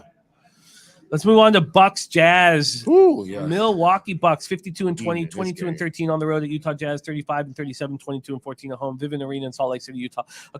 Last Friday, I talked about wanting to get in on futures on the Clippers and the Bucks. I moved on neither, and now we have Paul George hurt, but it doesn't look like it's just a hyperextended knee. It's the best case scenario for Paul George. I really, as we love athletes and care about their careers, that made me so happy. And I can imagine that Paul George's family hearing that this isn't, ACL, nothing big, must have been like, oh, like it must just, I'm so happy for him and I hope he can come back. With the Bucks, I couldn't bet them at plus 300 to win the championship. Nobody bets 3-1 futures. Yeah. So I have no futures other than the playoffs that we talked about on the show. Bucks, Jazz, Jazz 35-37, 22-14 at home. And the Jazz, right when we thought that they were going to let go, right around the trade deadline, when they got Westbrook and they were like, hey, you can play if you want. I thought they were just going to let go. They have not let go. They haven't. No. And they've been dealing with injuries. They had Sexton out, and they had Markkanen out and Clarkson out. Sexton's back, but Markkanen and Clarkson are out. Rudy Gay is out. Oh, wait, shit. Sorry, I said Sexton's back. Sexton is not back. So they're all out. Oh. My bad. Sorry, they're all out. Sexton, Clarkson, Markkanen, and Rudy Gay are all out for these Jazz. Let's take a look at the line history here and the cash flow. Line history-wise, move over here. Line history-wise, here we go. The Jazz opened up at +9. They're now +9.5. Total-wise, opened up at 234. It's gone up to 236, so 2-point move to the over.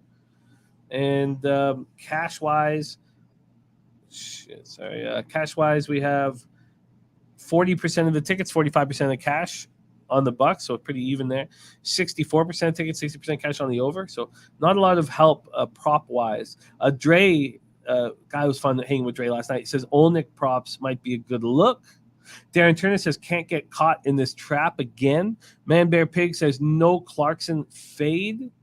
Markel says this is where Bobby Portis gets his double-double. Take it away for us, LJ. Man, so Utah does not have 3 of their best players playing tonight versus a team that is 21-13-1 against the spread on the road, 11-1 straight up in their last 12 on the road. Man, 7-4 ATS in their last 11 first quarter, 9-2 ATS in their last 11 first half. I'm getting to say that take the Bucks first quarter, first half, and just get out the game, because to trust that they're going to cover that 9 spread gives me trepidation, because Utah is 19-1 straight up in their last 20 at home versus the Bucks. But I'm taking into consideration that their stars or the best players were playing in those games, but they're missing 3 of them today. So the Bucks may smash them with the trifecta, but Giannis is in the lineup. I'm trusting that they're going to come out early and often, as they usually do. Plus, not to mention, the Bucks are 25-5 versus the West, 8-0 versus the division, Jimmy, 9-4 on the road versus the West. So let's just trust the Bucks come out early and often. And this is what I tend to do usually, is when I see a favorite with a big spread, I just take them in the first half, because the motivation is going to be out to start early and often. You know, it tends to digress later on in the game. And why would we want to trust the first half, a full game spread, when we really don't have to? We don't have to take it. You know, it's just a number there just tempting people. Oh, it's the Bucks. Utah's missing 3 of their players. Let's take the spread. No, not necessarily. But let's take it early. That way we know that we can for sure get some money with the Bucks, because they play well, very well, early and often, especially on the road versus the West. So Bucks first quarter, first half. Let's lock that in for you. I'm just making sure that this is a legit line. I'm pulling up Pinnacle's site, because I feel like they wouldn't be this far off, but they are. They are. So -2.5, -106 first quarter. That's by far the best line. Let's do it in the marketplace. And then let's get you your first half spot as well. Do you find the Jazz a tricky fade generally, playing over their head? Yeah, but when they at home, they that's where they play the best. But I don't know how they're going to perform without their best players in the lineup, and it's a reason why all 3 of those players are out tonight. I mean, they may not want to feel the wrath of the Bucks coming in here, you know, because like you just said, they're bet on to win this championship, and I don't see them stopping or digressing. It's funny. I was looking at, so Middleton's out tonight. They don't need him. They have, you know, long as Giannis is in they there. Brought in Myers Leonard. Yeah, you know, and we all know why he got cut from the league or whatever. Yeah. But it wasn't because of his talent. Jay Crowder, also sideline. Goran Dragic, who I despise. Really? But, yeah, because he didn't want to play in Toronto. No, fuck him. Who the fuck are you? Yeah. What are we talking about? 8 years ago? You're nobody in this fucking league. You're lucky to have a fucking job. Yeah. You know, fuck you. Yeah. You don't want to play in the 6, man. Like, who do you think you are? You're a fucking journeyman nobody. Yeah. No one gives a fuck about you. Now you're just finna ride to a championship for the most part. That really, really upset us. But I get that this team with Slow-Mo Joe, too, you have all this like experience, and they're a really good basketball team. And in fact, you know, it's funny because I opened this saying that 3-1 is not worth a future bet. And while I was thinking, I was like, oh, I should still bet them to win. Why not? The championship. All right, let's roll on. Sorry, guys, this is going long. But this is just heaven. We see all our friends in here in the Southtown watching game. Well, they're capping and whatever. And we got Millsy here and Sweet Tea Tits Bouquet on the 1s and 2s. This is just like This is just happened. So we're staying a little long on some of these games. You're not gonna get this no more. You know, it's the last day for the streams. You know, you ain't gonna get this too many times. You gotta soak it up while you got it. For real. man. For real. I love it. All right. We got a Scotty Foster looking at Giannis triple double plus 1,300. Ooh. So LJ's moved on the Bucks. First quarter -2.5. First half -5. For the favorites that we've discussed, because you have, and the market's moving in the direction of all of them. The big bets are on all of them. You have the Raptors first quarter, and you have the Grizzlies triple up. Of them all, I find the Grizzlies a spot that I want to ride with you for sure on. I'm not entirely. I don't think I'm going to move on the other ones at this point. Okay. But we have 3 10 p.m. games and a 10:30 p.m. game before we move into college basketball. So let's get back to work here. We get to the Chase Center, San Francisco, California, a little south from our guy Millsy's Sacramento Kings. Woo! They're playing so That well. game's getting me excited, man. Oh, yeah. I think they're playing Phoenix tonight. Oh, right? yeah. They're at home. The over's at like Okay. 239, Can right? you come in on that one? Let's get you come in. So that's that. We're 2 games away from that one. Philadelphia 76ers 49-23, 23-12 on the road. The Golden State Warriors 38-36, 29-7 at home. Chase Center in San Francisco, California. All sports fans have loved watching Golden State this year. You win the championship, you can't win on the road. It's just wild. Also, you can't say, oh, well, Clay's been shitty, because Clay's been great. But you have Wiggins, who's just not around right now, and nobody knows if he's going to come back. And obviously, he's a key piece of this team. The Warriors open up -6.5. They're now -5.5. A 1-point move to the Sixers. Let's get also of extreme importance. Joel Embiid is questionable with a calf injury. always. James Harden questionable with an Achilles injury. And you think that when gambling would become legalized, that maybe they would have some respect for the gamblers and let us know what the fuck is going on. Not here. We have 46% of the tickets and 54% of the cash on the Sixers. That makes me think that Embiid's playing. Yeah, and I want to take the Sixers. Then you have 47% of tickets and 92% of cash on the over. A lot of action on the over in this one. And we have it moving from 234.5, not moving. It's so hard to put our hard-earned fucking money when we don't know exactly if Embiid's going to be here. But I think the market's telling us he's going to be here. Spotlight game in San Francisco. Take it away. Yeah. Sixers Warriors. If Embiid plays, which I'm most guaranteed he will, I'm smashing Philly, man. Who's going to hold Embiid on the Warriors? He's going to eat tonight. And the Sixers play well versus this division. They're 8-0 versus the Pacific Division. They're 8-4 in a row versus the West. And the Warriors are only 4-5 versus this division too. So they have a losing record. Now the Warriors are back home, and we do know they play well at home. You know, they're 24-7 straight up as a home favorite. They're 20-15-1 to the over first quarter at home too. So they put up points, and the Sixers put up points too. Now that's going to lead. I want to take a first quarter bet, but I got to make sure that Embiid is in the lineup to take it. So I guess it's just going to have to be something I'm going to have to tag you unless unless it's for sure while we're on the show that he gets ruled in. But he's ruled in. I'm taking Philly first quarter, and I'm taking them full game. I think they can cover. This is what Mike M says. What's Mike Young? He says, don't you think you should take the Sixers now? Because when Embiid is announced, the line drops. You know what? You're exactly right, Mike Young. And that's why we have you in the chat, sir. So, yeah, I'm taking them right now. Thank you for doing that. I'm taking the Sixers right now, and I'm going to take them first quarter and full game. Damn. Yes, first quarter and full game. You're getting a nice number right now. I would be very interested in joining you, but the last thing I want to have happen is us sitting there and there's no Embiid. Yeah, I know, right? We'd be looking with egg on our face. I'll call up Mike immediately and fucking. This is our hard-earned fucking money we're talking about. Yeah, but I think he plays because he's still trying to get that MVP, and nobody You're on right. the Warriors You're can absolutely hold. right. No, he's trying to get the MVP. That's the most. Yes. That should be brought up. Yes, I say yes. He plays, and we're on Philly tonight. First quarter. First quarter. So LJ first quarter is +2, -109. Now we're gambling because we're gambling that Embiid's going to be on the floor because he's trying to get MVP. Exactly. You got to think psychologically, man. Seriously. Okay, no, I'm in. I'll join. So I told you about the Grizzlies. I'm interested in this one. First half here.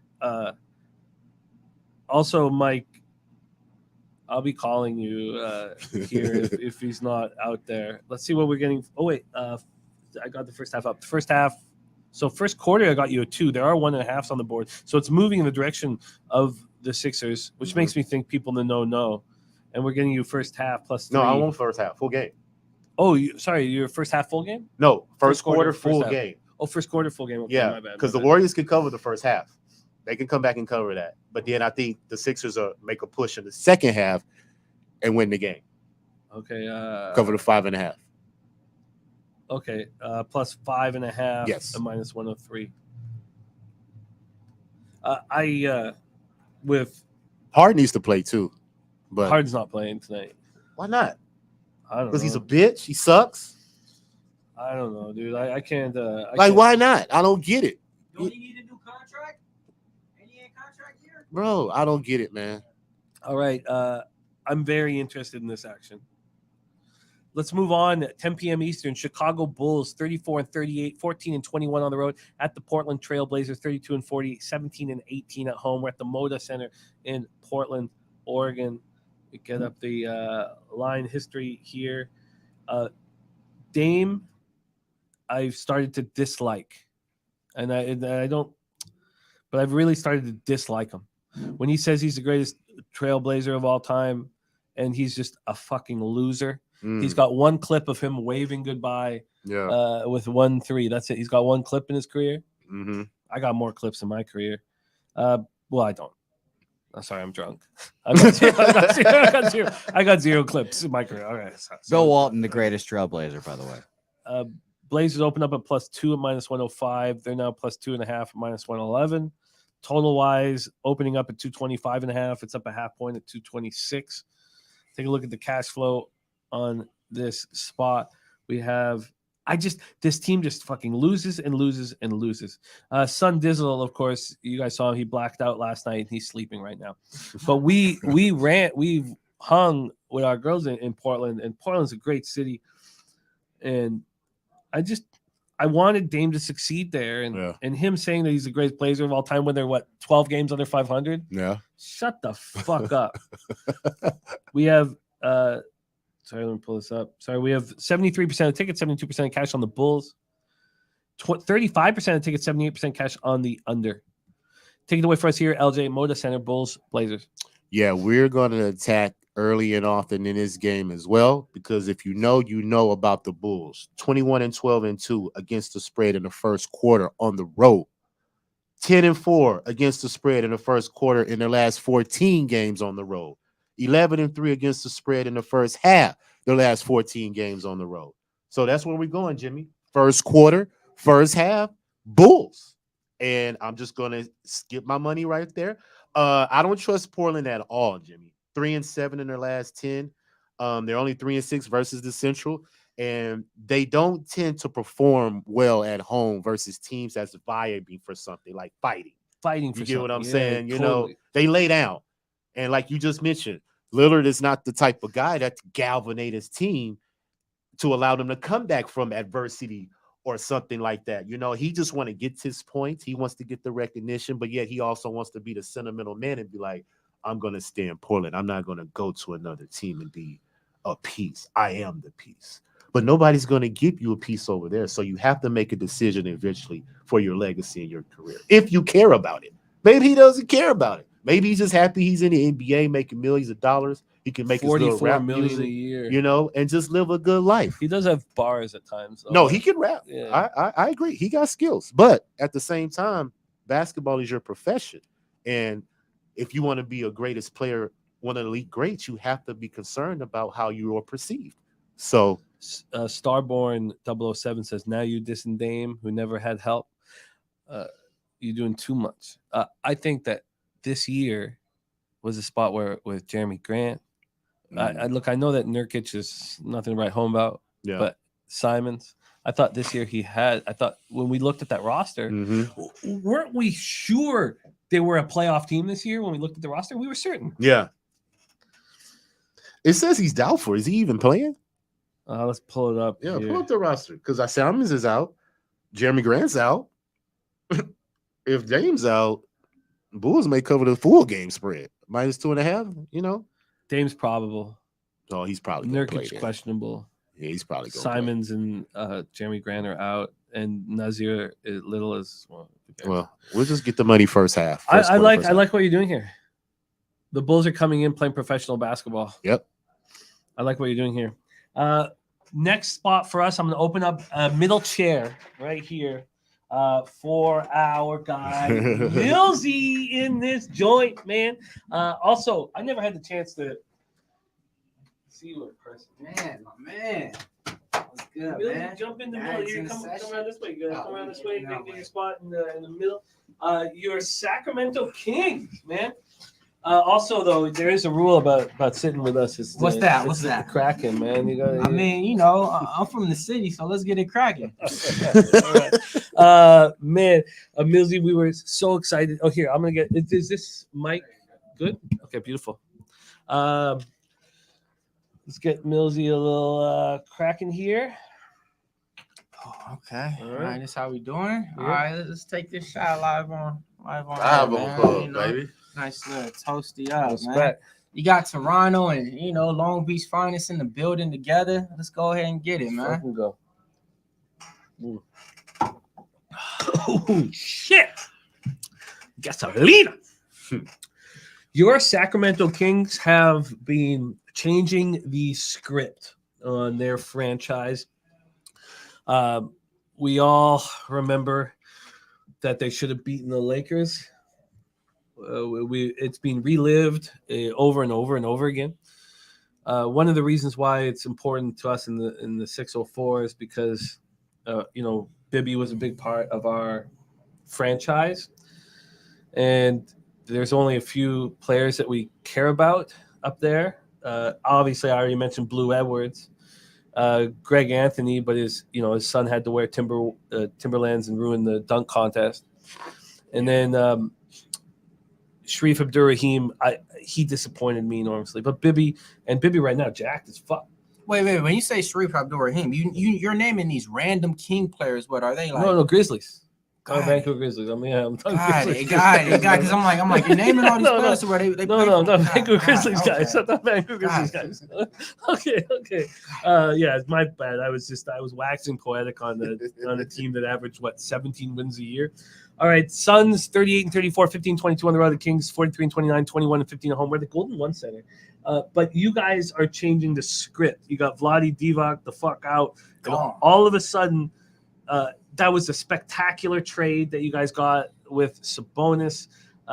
Also, you had the knowledge that DeAndre that Fox was your guy, and that it was okay to trade All-Star because you said this is our guy, this is our point guard. Yeah. And that takes balls. It's really fun watching what you guys are doing in Sacramento, but we want to make money tonight. So let's talk about the line history here. The Kings open up -4.5, -105. There's been a 1-point move towards the Suns. Let's go over to the cash flow in this spot here. We have a 69% of tickets, 75% of cash on the Suns. The market's moved in that direction. Then we have 39% of tickets, 49% cash on the under. That's a very high number at 239. Let's just take a look at the opened up at 241, dropped to 239. Millsy, your Sacramento Kings at home to the Suns. How are we getting paid? Man, so these teams right now, the Suns pretty much got them, on the year. It's 2-1 on the record so far. I think both of the games went over in those wins as well. A lot of people's going to be looking at an under in this spot. Me, I look at it like this. DeAndre Ayton's out the game. That means you're going to get a lot more points off those offensive rebounds, DeAndre Ayton averages about 10.5 rebounds a game, putting up about 18 points. Why am I bringing that up? Because we ain't going to worry about none of that. And also, too, he's a stat blocker out there. So, I think it's going to be an all offensive game. I'm going to be honest with you guys. I'm going to go ahead and give it out now. I'm on Sacramento Kings on the over 239.5. Like I said, Sacramento Kings, number one scoring offense, 121 points on the year. At that shit, when it comes to the defensive side, I think they're like 28th. Not that good at all. They're letting teams get out about 117 points at that. They're playing at Sacramento. You already know how that goes, man. We just trying to light that beam. So yeah, man, I'm gonna be taking the Sacramento Kings in the over. My player prop to get you on top is Keegan Murray, one of the best rookies out the draft that we got. He's averaging, I think, about like 11.5 points right now, but he's been hitting that player prop on a consistent rate. So yeah, man, I'm gonna be taking Keegan Murray over 11.5 points, and I'm gonna be taking the over in this game. And if you guys wanted to play a team, I'm not a homer, so I'll just be honest with you guys, man. Anytime the Sacramento Kings are favored, I'm scared. You know, it seems like we beat the good teams, but the teams we're supposed to beat, we don't beat. In this case, same thing, man. The Suns the other day, I think they were like a -1 to the OKC Thunder. And I was like, man, I was looking at the line like they're tripping. Nah, man, OKC pulled it out. But, you know, it's just one of those things to where I think people are looking at the Phoenix Suns and thinking that they're not as good as they are. And they're looking at the Kings and just, you know, recency biasy and seeing us win and thinking they really are that good. So if you ask me, I think the Suns win the game. I like the over, and I love Keegan Murray. Wild. Excellent breakdown. I loved hearing it. What do you think, LJ? So we got Millsy's on the over 239.5. He's on the Keegan Murray over 11.5 points. What do you think? I'm with Millsy on the over. I got it highlighted right here. Suns and Kings over. The 8 out of the last 9 games have gone over. 7 out of the last 9 home games for the Kings has gone over. So that is definitely one of my plays. But I'm also jumping on the first half over because the Kings are 20-15-1 against the spread first half at home, 24-12 to the over first half at home. So I like the fact that they can jump on them early at home. They, like he just mentioned, the record is, you know, in the West, they're tied with Memphis for the second best record in the West. So they are going to take this game with not lightly, but the Suns, I don't want to bet them until KD comes back in that lineup, man. You know what I'm saying? Just to trust the fact that those added points is going to accelerate that team to another level. So while he's out of the lineup, I'm not going to play any sides on the Suns. I'm just going to trust the trend that the Kings at home tend to the over first half and full game. So because like Mills, you said, Suns, they could come in here and win this game because they're 9-4 versus this division. So they do play well versus their division. So, and they know it's an important game for the Kings as well in the standings as well. So I can see the Suns coming in here and keeping it close, but let's just trust the points go over first half and full game. We got you at 238.5. That total is dropping. So 238.5. We got Keegan Murray for Mills over 11.5 points. And LJ is tailing and running, not tailing, but correlating his thoughts and the way he capped the game, correlating with Millsy's action here. Gas Report says Suns bench is trash, in his opinion. Millsy, I would like to keep you here for Thunder Lakers. Then we'll cap college basketball quick, and then we'll have you back for UFC. But I'd like to keep you here for Thunder Lakers. And God damn, I can't, and I'm not gonna, but it feels so fucking good to be with you guys in fucking person, man. Talk it out and cap it live in the flesh, man. Let's do it. We've been waiting on this, man. It's first time I met Mills. What's up, baby? He didn't even mention me in the rap song, bro. Like, how you ain't gonna mention Mills in the rap song, bro? Like, bruh. Hey, my bad, bro. I do a remix, bro. I got a remix coming. I got a remix coming. But he one taked it like Jay-Z. That was one take? Yeah. That wasn't like I came in here and just did it one take off the dome. One fucking take, man. Off the dome? I mean, I was rehearsing it, but I was reading it all night. Exactly. Razor saying that Mills do his cracking shot. You're damn fucking right, Mills. I do one again, because that's how I get it cracking up in there, man. He said you ain't saying nothing but a word, nothing, man. Let's go ahead and get it cracking real quick, man. Man, you know what? Where's my cup? Yeah, Jose, can we grab another cup? Jose, you're much more than a cup grabber. Wait. Why Razor ain't here right now? Where's he at? He on a train or something? He on a horse? He on a horse coming here, right? Right. Because he got to be here, right? Yeah. You know, Razor is a huge part of our squad, but his daughter has her ballet recital. One of the big moves for me was my daughter is not in ballet, so I ain't got no recitals. Yeah, like, he could get away with that. His daughter's got a big ballet recital, and he's going to be a proud father. Well, hear me out on this one. I'm damn near missing my son's 3rd birthday. Now what?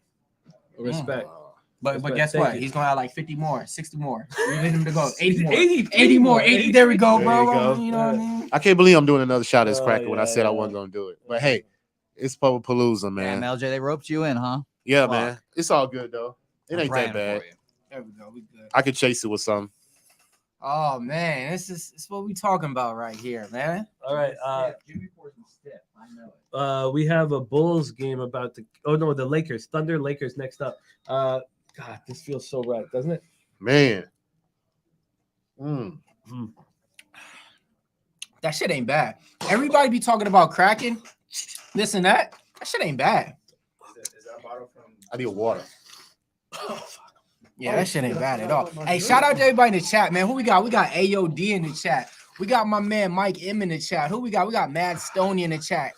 We got Rick in the chat. Who else we got? Man, Nasty Nate Trifecta. My man's still throwing up at the crib. It's all good. Hey, it's a lot of members in there. Shout out to y'all because we're gonna be lacing up some exclusive videos on the membership this trip for y'all. So stay Yes, tuned. sir. All on the membership. Y'all getting good extras today. Oh, also Nut Flush needs to be in on the remix. Nuffless is in the original. Yeah, he is, isn't he? Yeah, Team Totals. You got the Team Yes. Totals. Yeah, man. Nut Flush, man.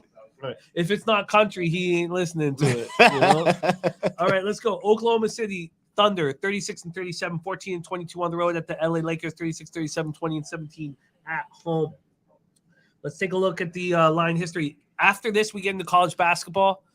We have both Dabby Cab and Picks from Dave going to be joining us. And they have a bit of a, there's some sort of underlying street beef Yeah. with those two guys, man. I think that Dave lays into Dabby Cab, and Dabby Cab gets a little bit sensitive. Hey, I'm looking forward to having them here.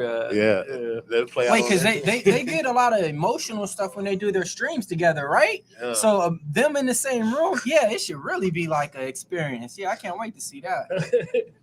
Oh man, Miller's dope having you here, man. Okay, Lakers open up -5.5. That's where they stand right now. There's been a 4-cent move towards the Thunder. Totals wise, this opened up at 232.5. It's now 232. I have to mention it again, just so you know, because we talk about the transparency and accountability. I woke up this morning, I opened my computer, and my email to my local was like halfway written on the Clippers. They won by 25 points, and I didn't send that shit in. I was fading the Thunder with confidence, and I didn't. Fuck. Okay. Let's take a look at the cash flow here. We have 72% of the tickets, 95% of the cash on the Oklahoma City Thunder. That's a lot of money on the Thunder. Total wise, 51% of tickets, 86% cash on the over. LJ, let's get it rolling. Final game on the NBA card, Thunder, Lakers. Yeah, Oklahoma City, this is their 4th game in 7 nights. So they've been playing a lot. And the Lakers, I'm not really trying to bet on them until LeBron comes back in that lineup. I don't trust who they have right now. Not to say they haven't improved and they haven't been on a nice streak. It's just me. I want to invest in the best player. I won't call him Hillbilly. I'm not going to say the name. I won't call him. You won't? Ryan Reeves. I don't want to call him. Wait, what'd you call him? Ryan Reeves? Well, Or whatever the Austin fuck's Reeves? name is. Austin Reeves. Whatever the fuck's name is. I don't give a fuck, man. I'll tell you what. Christopher Reeves? Made up a name. Ryan I was Reeves. like, wait. Ryan Reeves? Big Country Reeves? Yeah, right. I won't call him, I'm not going to, I don't think he should be named with, He has a nick. Well, he has like a bad nickname. no, it's just, I think I have Kobe on my mountain. Yeah. And what the fuck was that? Wait. Were you laughing at that? Yeah, Jose? you know, I think Kobe's the 10th best player, 11th actually. Okay, well, now. whatever. 11th best player of all But time. Kobe's on my mountain. Okay. So I'm not going to mention Ryan's. Is Ryan? Wait. We're talking about mountains, and we're talking about Reeves and Reeves. Kobe Bryant. Yeah. Well, These are not the same. Where did He's he not get on this a mountain. conversation, Jimmy? He How deserves you- a contract. That's about it. That's You about know what it, I mean? And he's a deserves heart and soul contract. guy. He's a heart and soul guy. I Give love him what he's 50 doing. mil. But we don't need to compare him to No. Black Mamba. No. Hey, remember, watch this. Remember Jeremy Lin? Y'all remember the Yeah. Jeremy Lin thing? My wife's Asian. Come on now. My wife's Asian. You How'd don't that remember go? Yeah.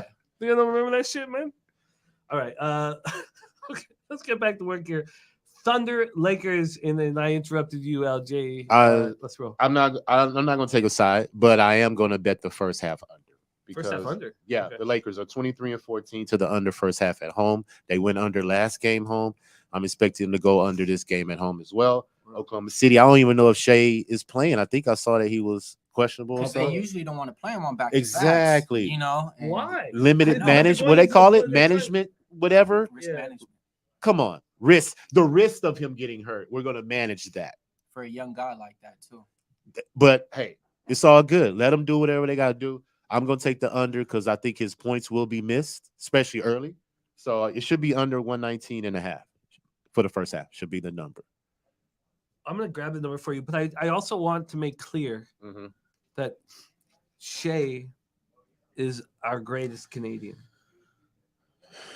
Oh, He took he out. does rep that flag, right? He took out Masai because Yeah. that was your take for the Masai, longest time. we love Masai. We want him on our $100 bill, but Masai wasn't born in Canada. You want him on the Well, money? yeah, you got Shea something on gotta. him. Wow. That's right. I want Masai. Sign money? Masai's given so much respect. Yeah, Masai, because he went and got Kawhi. no, not trading OG and trying to figure this out. Keeping Nurse 5 Okay. years in, like Masai. If Masai could be prime minister, we would give him that opportunity immediately. Wow. He's a thoughtful, smart, everything you want in a leader is Masai. Wow. We love Masai, It's high praise. but Shea is our greatest Canadian, ahead of Connor McDavid. So Okay. how come your guys that you're all craving about? How come he doesn't get shy over there? How come he doesn't pull off a master trade to get him in Toronto, get him back home? Shea is the Oklahoma City Thunder roster is a thing of fucking beauty. There's a reason why LeBron wanted the what's his name, the manager of this Thunder, Sam Presti or something. Presti. I think. Yeah. There's a reason why LeBron wanted him in LA. He's done a spectacular job with this roster. Yeah. A fucking spectacular job. Imagine the number 2 overall pick doesn't play a fucking game and they're still about to be in the playoffs. Shea's who has more value right now than Shea in the league? Nobody playing in the league right now. That's a good point. You want to know why? It's because he's healthy. He's not over there getting none of those injuries that's taking him on the sideline or anything like that. LaMelo Ball, I would say, would be, but I mean, he's already dealing with injuries this year in his career, this young in his career. So that's a good point right there. You know, Dope, man. Razor just got tickets for the Drizzy concert for his wife. But he's not at Pubapalooza though. No, but still, I respect the Drizzy. Look, if you're from the 6 or the dot or whatever from the you call 6, right? I visited, bro. I was at Tim Hortons. I copped a from the 6 t-shirt, Blue Jays, but it's Yankees all day. When were you there? 2019, Toronto, T-Dot, April 16th. Well, next time you come, you know you're gonna be locked down. Mariloma, Casa Mariloma. Yeah, I never did that. No, No, no. No, my bad. We don't do the Okay. knuckle. That's but yeah. I also don't need castles. I don't give a fuck about castles. I feel you, man. But next time you come through the 6, I got you locked down completely and fully and totally. Thunder Lakers, though, we're gonna get into college basketball here in a minute, and then Millsy's gonna drop UFC, and I'm gonna be listening intently because I need action for tomorrow's event. Yeah, me and Slaughter got a 2-team out there, a Texas 2-team parlay. Uh-oh. But in this game right here, I mean, I'll be honest, man. We're talking a lot about Austin Reeves and stuff, but I actually like his point prop in here, man. I don't know what it is right now, but he just got it going. Last 5 games, 14 points, 24 points, 16 points, 35 and 25. So what it is, he's getting those points up and getting those buckets. And his player prop is only at probably like 14.5 to 15 points. So I'm going to be looking at Austin Reeves to just go ahead and get that cash in here. Schroeder had a couple of good games a couple of weeks ago. The only other scoring that they got is D'Angelo Russell. So, I'm going to be looking at Reeves, and he has the green light right now. He's playing for that contract. So that player prop over those points, that's what I'm going to be looking at in this game. What was the number you got on Austin? I didn't. It's not out yet, Okay. but I just know because the recent games has been at like 15.5, probably like minus 120. So I'm just invested in that. So if I was to look at the game. LJ, first half under. That's what you want to lock in here? Yes, should be under 119.5. Okay, I'm gonna grab it here for you. First half under for LJ. Total first half. Lock it in for you. We can get you 119 flat. There you minus go. 110. Let's get you that. First half under 119 minus 110. Let's review everything. Oh man, I like that Razor got his wife Drizzy tickets. Is he coming though? I don't or know. Is it just her? If it's just her, I hope she comes home. Ooh, No, I mean, Drizzy, right? Savage, Well, certified lover boy, right? Come on now, Come man. on. Like, and he don't got the best beard on pub, so he got the second best beard. So it's gonna be hard, bro. Like, dang, yeah. All right. Let's review all action here, but I do love that he bought her tickets because you know what I would do? I would gift my wife to. I gave her Kane Brown tickets because I know, you know what I mean. I know Kane Brown ain't gonna do nothing. He a nice guy. You feel me? So took her to Kane Brown. You know, got a little country on. I would gift my wife to Drizzy, but I think that she needs a titty lift. You know, after the babies and stuff. I think we gotta get her a titty lift. I don't think Drake would, bring her in until we got a titty lift. Hey, so what was the action for today? Okay, let's break down the action here. LJ on the first quarter over 58.5 in Spurs Wizards. Hopefully she's not watching. Actually, I know my wife's not watching because Ella's got a big dental. She's got a couple cavities, so she's got a big thing going on. Can I ask you guys something? I know. Sorry, but they wanted to knock my daughter out. They wanted to give her anesthesia. Oh. Mine too. It's because she wouldn't let him do the procedure and stuff, right? Yeah. So but she finally manned up and went through it and got it done. But yeah, they're doing the same thing. So you didn't want your daughter knocked out, right? No. So that's the same thing with us. We were like, no, fuck off, man. So we'll see today if But I love that. I respect that. We got queens coming up. Gotta take care of them, you know. Yeah. And no one's gonna knock my fucking daughter out with some bullshit. To Fuck do some you. teeth shit. Fuck that shit. Come on now. Okay, LJ's on first quarter over 58.5 minus 110. And LJ, I'm very interested in the Wizards' first quarter. Okay. Minus 2.5. I'm very interested in betting it, and I probably want to discuss it a little bit more before I bet it. Okay. So, LJ's on the Raptors first quarter minus 4.5. I will cheer that on. I just watched Casey care about beating the Raptors my whole life. Yeah. He just cares, so I'm not gonna roll with you on that. But I'll be cheering you on heavy. You have a trifecta on the Grizzlies. First quarter minus 4.5. First half minus 7.5. Full game minus 12.5. I really like the psychology behind that bet, and I'm going to join you. Only on 2 of those, though. I'm not going to triple up here. I just look. My bets aren't big, but 150 a pop does mean a lot to me. And I'd rather just have 300 on the game, not 450. So I'm going to figure out the 2 of those. I'm going to run with first half full game. Yeah, I think so. Yeah. I'm gonna just move this over. First half full game. Okay. A couple more asterisks. I'm a big asterisk guy. LJ, we're gonna be watching that game together. Yes, we are. Isn't that magic? Hey, yeah, what? All right, Hornets, Mavericks. We stayed off. LJ's on the Bucks. First quarter minus 2.5. First half minus 5 and minus 106. LJ is on first quarter plus 2 and plus 5.5 with the Sixers. Embiid's trying to be MVP. He is. There's no way he misses this game. But y'all know they play tomorrow versus the Suns too, so you got to think about it. Do everybody want to see them play on Friday night with a lot of NBA games, or do you want to see Embiid play on Saturday night with not a lot of NBA games? There you go. He may sit out tomorrow. So So what, you think he doesn't play tonight? No, he may sit. He said he got to go to Suns tomorrow. The Sixers. He may sit out tomorrow. So he gonna play tonight. So he sits out tomorrow because nobody can hold him versus the Warriors. When we're putting our hard-earned money on a bet, if he's not there on the floor, like, I need to go for a walk. Yeah. I'll be so angry. And then on this, though, what he said was earlier, it was right.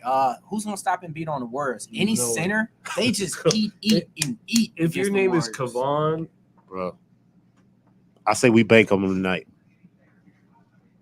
I'm extremely – no, I'm going to bet it. I'm going to bet it with you. LJ, we're going to be riding a lot in NBA tonight. Bulls first quarter minus half and first half minus 1. I also find very appealing. I can't I have a difficult time capping Dame. I know when after he has a great game, he's going to suck, but that's easy. Mills is on the over 238.5 in Suns Kings. Mills is on Keegan Murray over 11.5 points. LJ's on the first half over 116.5 and the full game over 238.5. So maybe that is the next spot I should get on is over with you guys. But the market's moving against you guys. It is. Yeah. And you know what? I'm like LJ. I'm a man. I'm a man. I ain't worried about that. You know, I'm a boy. It concerns me. It concerns me. LJ's gonna take a hillbilly. I'm not gonna say the name because he shouldn't be said in the same sentence. I don't think he should be in the same sentence with him. I'm gonna take Austin Reeves over his points. I know, but I'm not gonna call him the nickname they call him because wait, that's what I'm saying. What is his nickname? I didn't even know that he was that good to even get a nickname yet. Bro, you only had like they call him hillbilly Kobe. Do they? Yeah. Hell no. That's why I don't want to even say the name. Hillbilly Kobe? Yeah, right. Well, he's 11th best player of all time, so it makes sense. Stop. So I don't want to say it. Yeah. But I did it for you guys. Stop. Yeah. Don't say that no more. First half under 119 for LJ. Let's get it. So LJ, can you? I know that we're going long, and God, isn't Jose money in the bank? Hey, Jose's the one of the best producers I've ever came across. You know what I mean? Yeah. And the magic that he does with Jimmy the Bag, it's like nothing seen before. So shout out to y'all, man. Y'all got chemistry, history, magic, and everything. Man. And it's just building because this is our second year together. And last year I was really intoxicated, and we had a couple spots where he didn't like me. Yeah, he called me a bitch too. Oh, but was it real or was it just? It's about being when you're going to be close friends with somebody for life. There's going to be highs and lows. Yeah. First half under 119 at minus 110. Can you please pitch this to me one more time before I bet it? Thunder, Lakers, first half under 119. The Lakers trend at home to the under 23-14. And if they come out, they usually win the first quarter too, but then they play defense in the second quarter. And you got to consider, I'm taking into consideration that Shea might not play. There's not going to be a lot of scoring early. So I believe they're going to keep it close under maybe like 50 or some points, you know what I'm saying, first half. And then the Lakers come out in the second half and take care of business. But first half, they trend to the under. Did he convince you on that? I'm not sure. No LeBron. I tell you what, I'm going to have at least $1,000 on LJ's shit tonight.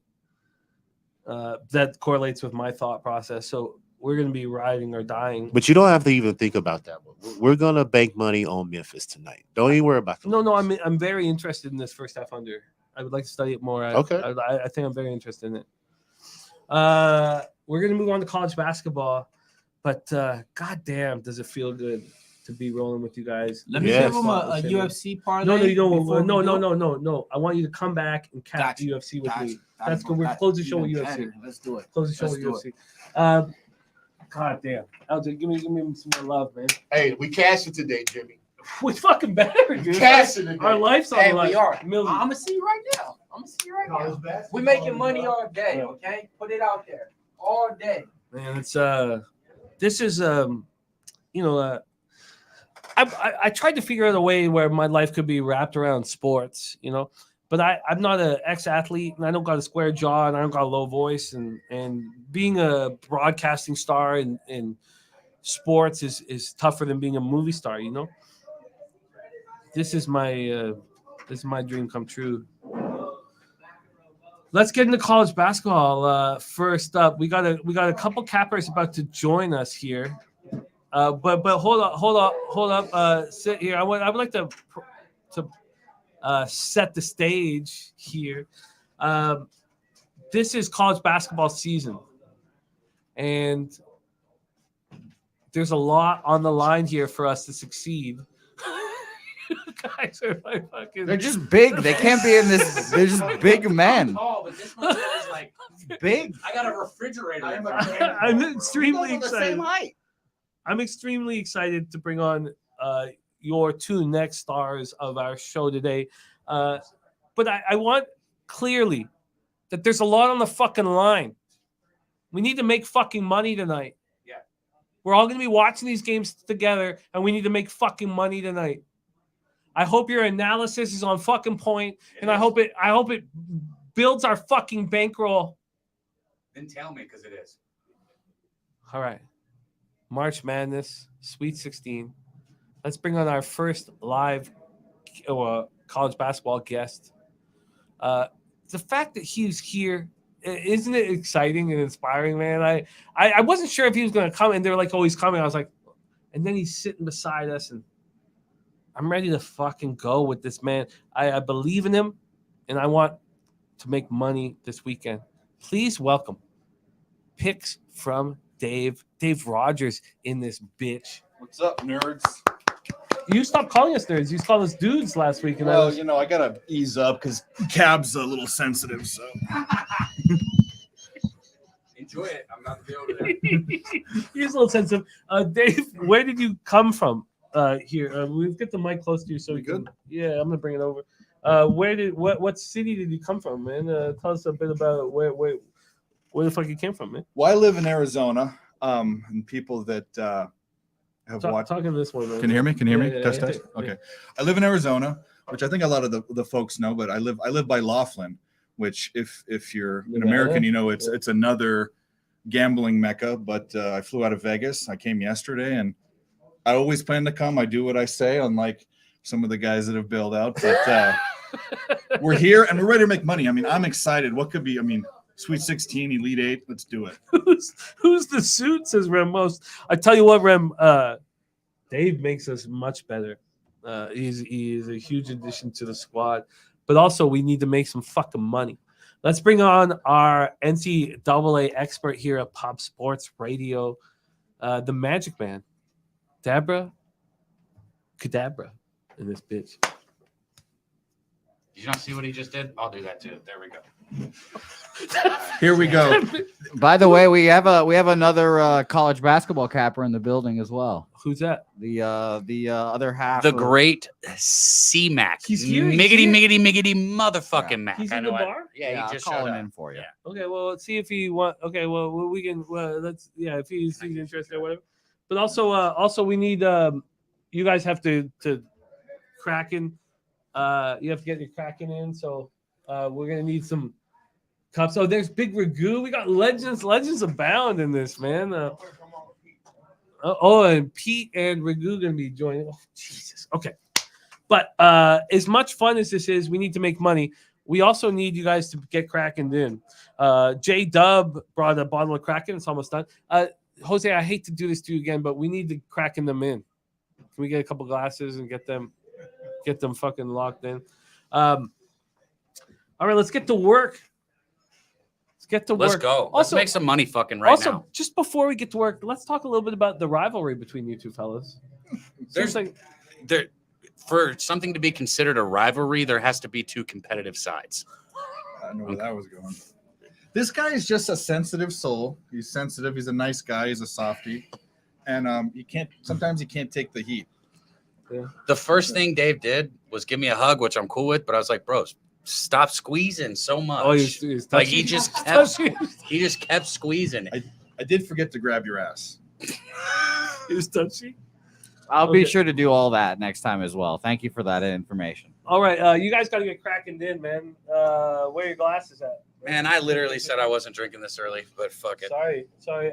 I'm not going to be able to have this one because I don't think there's enough left in the bottle. If there's a little bit left in the bottle.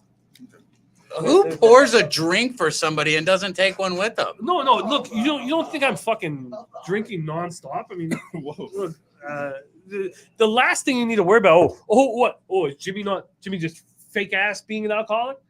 No, I just knew that you'd pour it in there and take the shot. I knew he'd take the shot if I said it, so that's why I did that. Cheers. All right. Still doesn't taste good. It's gasolina, man.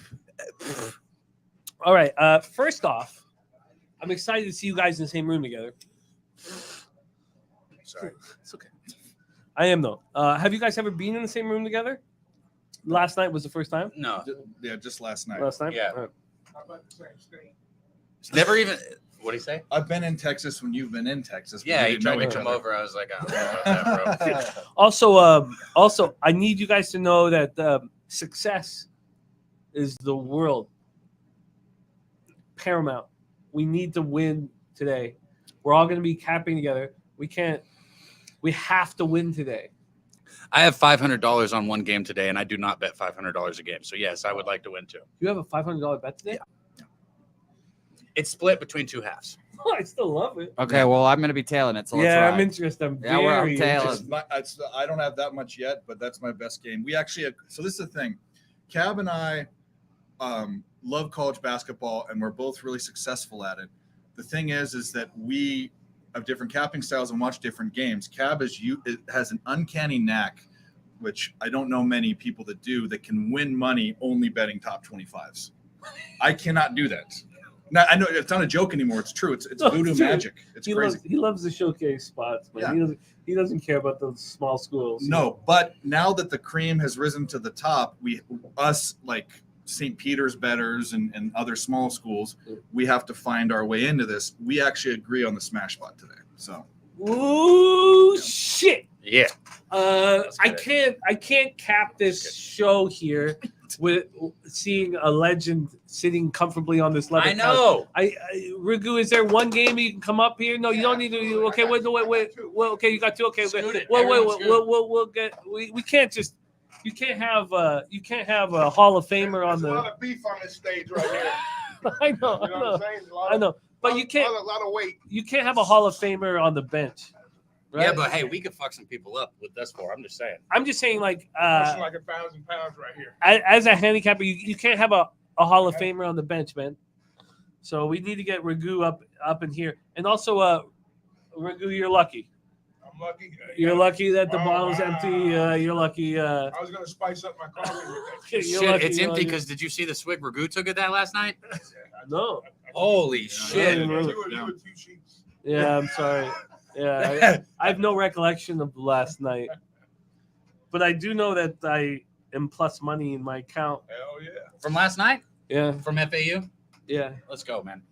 Hey, remember when we said we were going to double down at half if they were down? No, Why didn't we do it? I have no recollection. Yeah. Okay, let's get to work. First off, thank you guys for supporting us at Pub Sports Radio. And here we got Gerald Jones, Swiss Horton, Christopher Comentini, Andrew G, Juan Ruiz, Razor Sharp Picks, 1777 memorabilia, Rocco Rogers, Colin Clips, Alex Hills, Billy Friedrich, Drip Skylark, TNT, Viper's had my back since I started. It means the world to me. Raymond Reichart, THC Jack, Shogun, the truth. Juan Ruiz, Don Play. Tell me you didn't just say that. You guys need to understand that we have nothing without you guys. So My guy Shogun, man. You got to get down here. He said he'll be here next time. I want to see some of these guys in the chat out here next year, man. well, the most important part of us doing this second season is just that everybody knows that every year at the end of March, we're going to be in San Antonio. So, we needed OGs and legends to come through here for this because Pistol Pete Loshak about to make an appearance. Yeah, here. I was dude. about to say. Hey, and I just want to throw this think out for Pete just anybody in the arrived. chat. Like, Pete just arrived. when I came down here last year, I'd never made a video really. Like, just met these guys. Like, this, we're family down here. This is what you come down here to do. Like, if you're a big time bettor, come in here and share your knowledge with us so we can all get paid. Because that's what Share the wealth. the most important lesson I ever heard from Pete. This is why are you laughing? Because we're gonna talk about him, and he's gonna appear in like 5 minutes, and we're But gonna be like, whoa. Rigu, the most important lesson I learned from Pete, and I already knew it because of my comedy background, but was listen. That's life, Jimmy. yeah. Let's get to work here. Let's make some fucking money tonight. We got huge college basketball games, and there's money to fucking make. 6:30 p.m. Eastern, South Region Suite 16. The number 5 seed San Diego State Aztecs 29-6 versus number 1 seed Alabama Crimson Tide 31-5. We're at the fucking, I don't even want to say the name of it, but we're in Louisville, Kentucky. Like, that's all I'm gonna say. I don't need you to timestamp. Let's take a look at the line history here in this. We're gonna go across the board here. So we're gonna go Dave, Dabby, Ragu, And then the next game, we're going to go Ragu. So Ragu's going to double up. We're going to go Ragu, Babby, Dave. That's how we're going to do these things. We got 4 games, so we're just going to go like that. Let's get to work here. Also, we want to know what you guys are doing in the chat. Oh, my God. Sammy Comer dropping $36.99 dono. Our fucking guy. There you go. It definitely says $6.99, but we appreciate the I effort. did that last sorry, night. sorry. He did it last night too. I thought- Shout out to our guy. Remember, I did that same thing. Sammy, you're the man, bro. That's the Yeah. Kraken. It's the Kraken. I also want Sammy on screen. I'm He pushing came on with Sammy. me. If that Yeah. makes you jealous. No, it doesn't make me jealous. I couldn't give a fuck. But I do want him on screen. I want him to take it to the next level. His capping to the next level. He's a great capper. He's a great capper, man. Yeah. All right. I would like to give you the update. Peter Loshak has arrived. Oh my God. There's Peter O'Shea. He's here. Oh my God. Can we get up or do we? we're No. on stream. We should just be calm. But He's like, oh my he's- God. you don't Pete! wanna- you Look don't at wanna- how far. Oh my God. Whoa, God. bro. Oh my God. How do you look so fly in person, Pete? Why don't you look this fly on Why do you have a screen? cane? Why do you have a cane? This is the fox. The fox is a sly and a slick animal, and I'm slick and I'm sly. Jose. Oh my God. Oh my good God. How y'all doing? All right, I'm gonna Okay. Yeah, take your time, but we'd like to have you up here in about 20 minutes, 50 minutes. Okay, you got it. You got it. Oh my God. That's legend shit, man. I don't usually get starstruck. No, I don't. When give I a met fuck about Ragu that. last year and Jimmy, and now just now. No, Ragu also has the same thing for me. Why they're does he have li- a cane? I, mean I don't know that. why he's a I saw you cane. roll your eyes. I think he's a No, cane mean for that, man. hilarity. Don't you think he's a cane? Ultimate respect for you, man. The stick. I love it. I think he's a cane for hilarity. Yeah. Stick, yeah. God, Do a little tap dance and a little. He might have a medical problem, so maybe we should. There's actually a sword in there. or like a gun, shotgun at the bottom. Ragu, Let's you get some met money. Like the Avenger type shit. Ragu. You got to run with Pete in IFBC, right? No, that's when I first became a low bagger, was like right before IFBC, and you guys invited me, and I couldn't make it. Okay. That time, So yeah. you've never met Pete in It was person. First time. Our paths crossed in Vegas last year, but we didn't get to get together. So I'm gonna thoroughly enjoy this trip. We need to cap these basketball games, and they're very important. But I also I made 3 bets, so there's nothing more important than Pete Loshak and Big Ragu in our bar. I'm so kidding. I'm so excited. I'm trying to be calm and cool, but I'm just like, I'm a fanboy all of a sudden. And and Piker knows this. That shit got beaten out of me. My dad's parents were alcoholics, so he raised me like one. And I saw Bernie Kosar. Bernie Kosar was there at a hockey game at the Pacific Coliseum. He was in the press booth. I threw sidearm. If you came at me, I throw sidearm. I could throw it at different angles. And Bernie Kosar is my favorite quarterback. And I saw Bernie Kosar. I freaked the fuck out. And my dad said, he doesn't want to fucking talk to you. He doesn't get. I don't mean to put my dad in a bad light, but he was very harsh about Bernie Kosar not wanting anything to do with me. So I never talked to Bernie Kosar, and I forever hated any star. The only star I ever cared about after that 20 years was Harlan Williams. I find Harlan Williams extremely hilarious. I got to open for him at the Mississauga Yuck Yucks, and I was very excited. And then Harlan Williams, Big Ragu, Peter Loshak.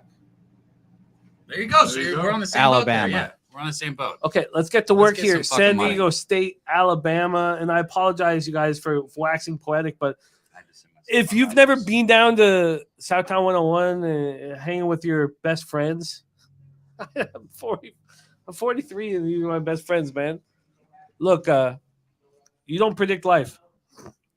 Alabama opens up a -7. It's now -7.5. The total here opened up at 135. It's now 138. 3-point move to the over.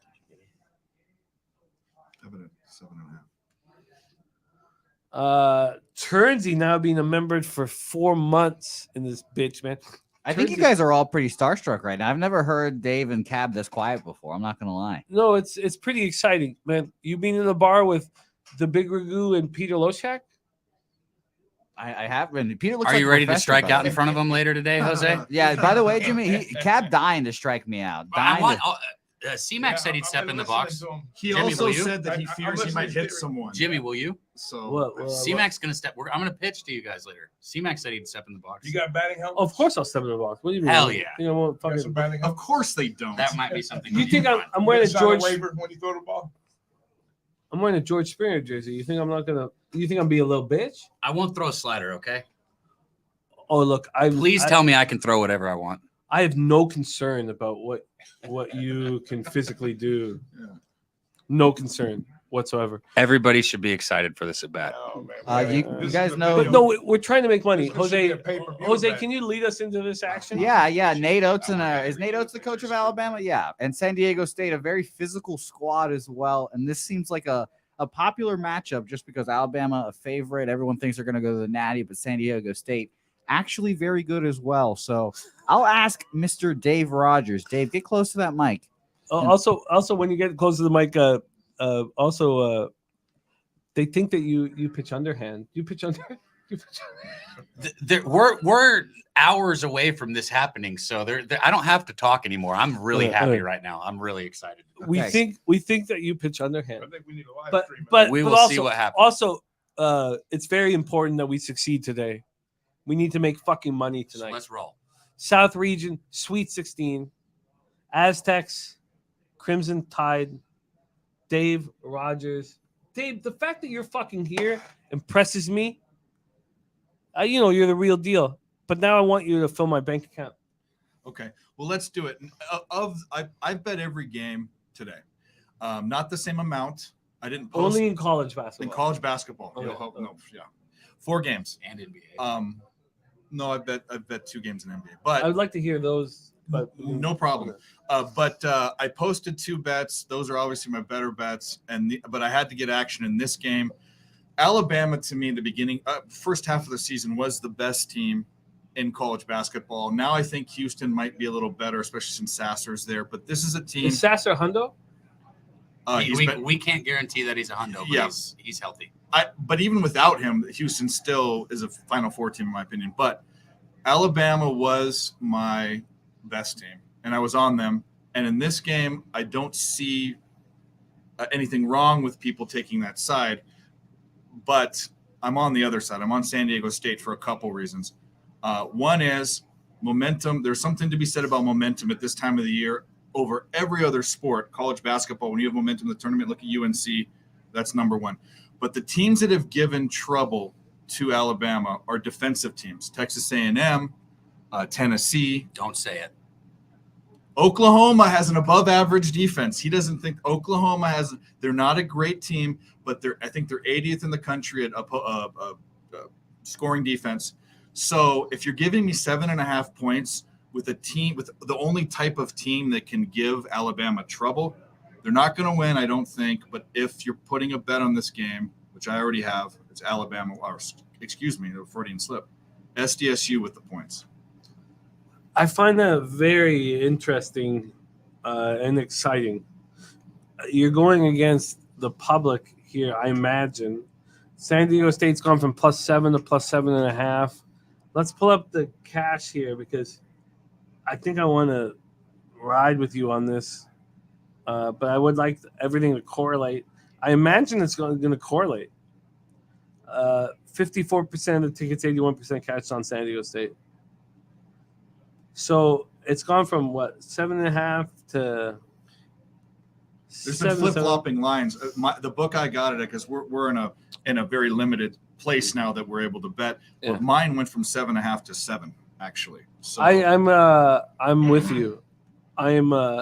Well, you should wait. Let's go around the horn. But All right, so the way I do this is a little different, and I'm not going to lie. Yesterday I didn't do any of my write-ups, so I have a little one. So I'll go on. Look, Alabama's offense is completely predicated on their ball speed. We know that. The ball movement, the three-point shots, and the layups. The Crimson Tide's also going to earn a lot of extra possessions because they're one of the best offensive rebounding teams in the nation. So we know that, right, coming in. In this tournament so far, they've averaged 15 offensive rebounds per game. And I know San Diego State's done great on defense, but I think it's a benefit to the lighter schedule. Furman, with the upset round one, so they drew them. I don't think the Aztecs have dealt with Alabama's length, Alabama's speed, Alabama's size. I don't think this is something that they're used to here. And you look at what Alabama's been doing, 4-1 ATS the last 5 games. And I know this is a little further into it, 4-1 ATS the last 5 games with a team with a 600% winning record or better. I think that Alabama's going to overwhelm this team here. I have a bet on this game. This is not the typical bet that we make on here, but today I had to go with what I felt. I have Alabama first half money line parlayed with the Houston first half money line at plus 113. And I will break down Houston in a second. I know that is different. I know it's different than how we usually bet these games, but I can't go with what I feel right here. So is that one of your 250 bombs? No, I just bet to win 100 on that. Okay, so Cab, you have Alabama, Houston first half. Both first half money line, and it's plus 113. And I don't hate that bet either because it's a money line bet. This is all predicated on 7.5 points to a defensive team, so I don't disagree with that bet. I think that's a good bet. Well, thank you. You're welcome. Troy Torrance thinks it's a terrible bet. Well, you know what? I run with Troy. I respect Troy. Oh, I respect everybody, but you know what? Yeah. No, but I mean, we have that. The fun thing about it is we talked about it. I haven't been talking about it enough lately, but if you disagree with one of our breakdowns and you have the conviction to not agree, your ROI is going to be through the roof. It's going to be huge. It's about conviction, believing in your action. So when you hear one of our breakdowns and you don't agree with it, I started tracking it recently when I'm against one of us, and it's through the fucking roof. It's stupid high. Really? It's nonstop money. Because you have to say, I don't agree with a person I respect, and this is why. When you can say that out loud, you're going to make fucking money. I know this is a little different. I don't look at what anybody bets until I make my bets. I don't want to know anything. I don't want to watch anything. I don't want any of that shit. I agree. It's the same thing with stand-up comedy. I don't want to see any of your shit. They try to be, So what you were plus 130? Dabby? Plus 113. Plus 113. Cab, I just rode that with you, so we're riding together. Hell yeah, let's get it, man. Okay. Solidarity. Let's get it. That doesn't help, Jose. That's not true. You just said 20 minutes ago about the Rockets bet. Let's stay focused here. Let's stay focused here.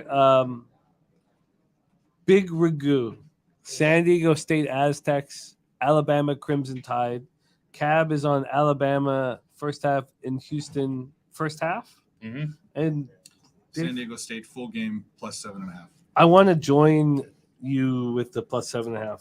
I think it's live. I think they're a live dog. Yeah. Like I said, it's not my smash spot, and I give out all of my when I post a play, and this is just for grading. It's one unit. It's understood, but that doesn't mean that's not what I bet it. I personally bet this at half a unit, just for full transparency. No, I respect that. I track everything at 1 unit, so even the bet that I have 500 a day, I'm not posting that it's a 5-unit bet or anything. Yeah, it's tracked at 1 unit.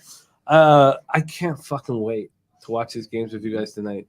I need it. But let's hear what Ragu has to say about San Diego State Aztecs, Alabama Crimson Tide. This is a game that I haven't played yet. Are we close to the mic? Do we need to get the mic closer? Get it, Tone. You good? You got me? We need him locked. How do you move this fucking seat up? I want him right. No, I want him right. Anyways, he's got to be right. all right, No, that's we better. need you right. That's No, better. but Ragu, when we're talking about legends, we need legends mic'd up right, locked in right. Well, I'll give you my best shot at this game here. This is a game I haven't played. I like what Dave had to say about Bama, being the better team early. I like what Dabby had to say about Bama, bringing the heat and then the level of competition that San Diego State's played. If you bet San Diego State all year, you basically broke even more or less, even though they had a pretty high winning percentage. So, to get into the numbers with them hasn't been a thing of beauty for them, but, they did well in conference play. They did what they had to do to get where they got. What I did notice with the San Diego State is they play a fucking ton of unders. Yeah. A bunch of unders.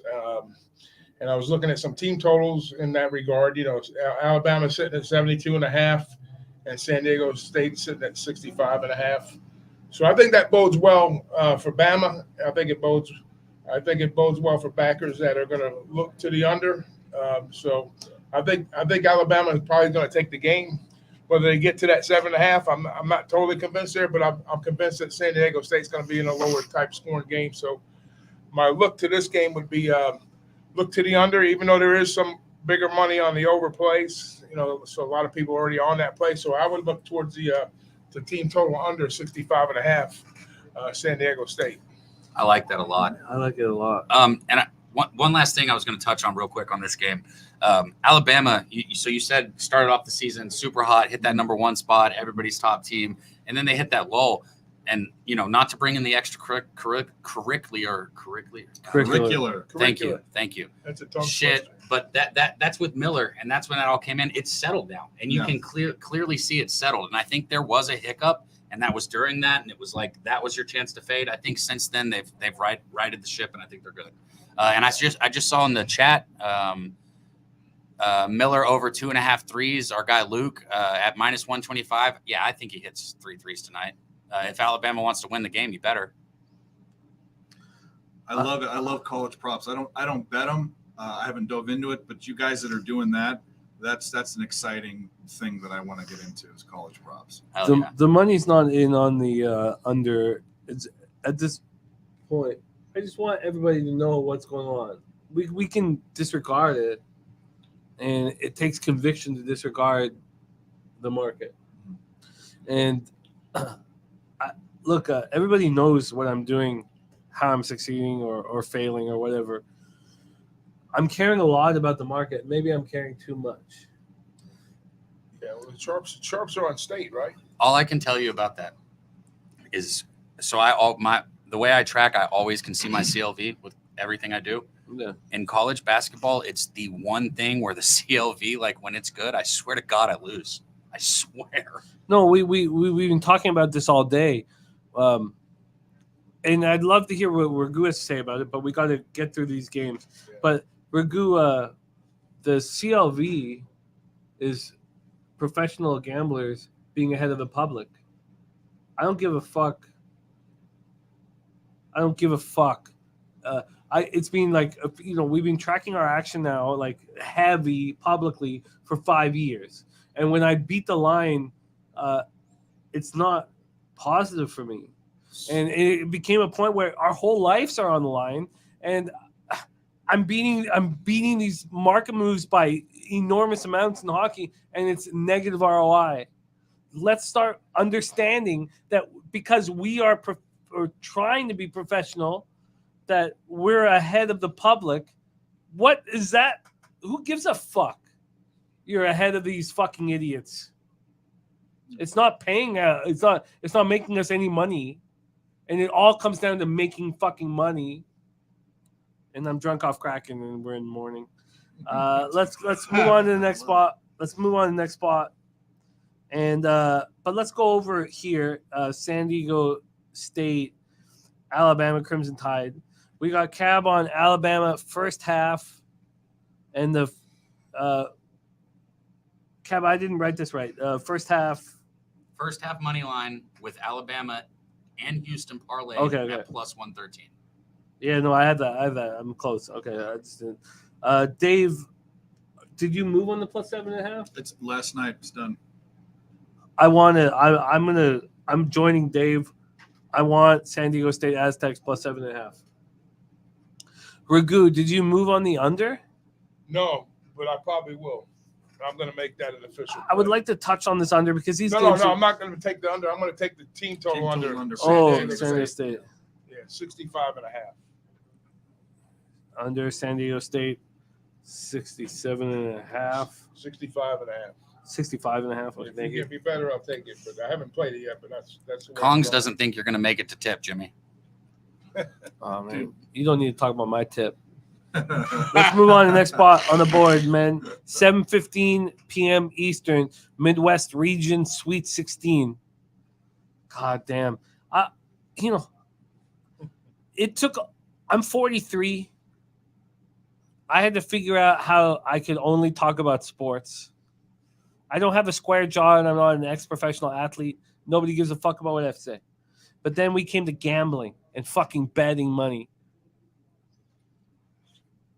And I don't need Jose to give me a drink of water. I'll take it. Get offended.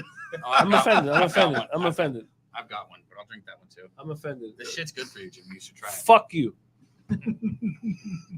At least he's not Nate and knocks it out of my hand. It's all right. No, I love that Nate knocks waters out here. Yeah, and that's why he's where he's at right now. Yeah. So there you go. But Kissing the concrete last night.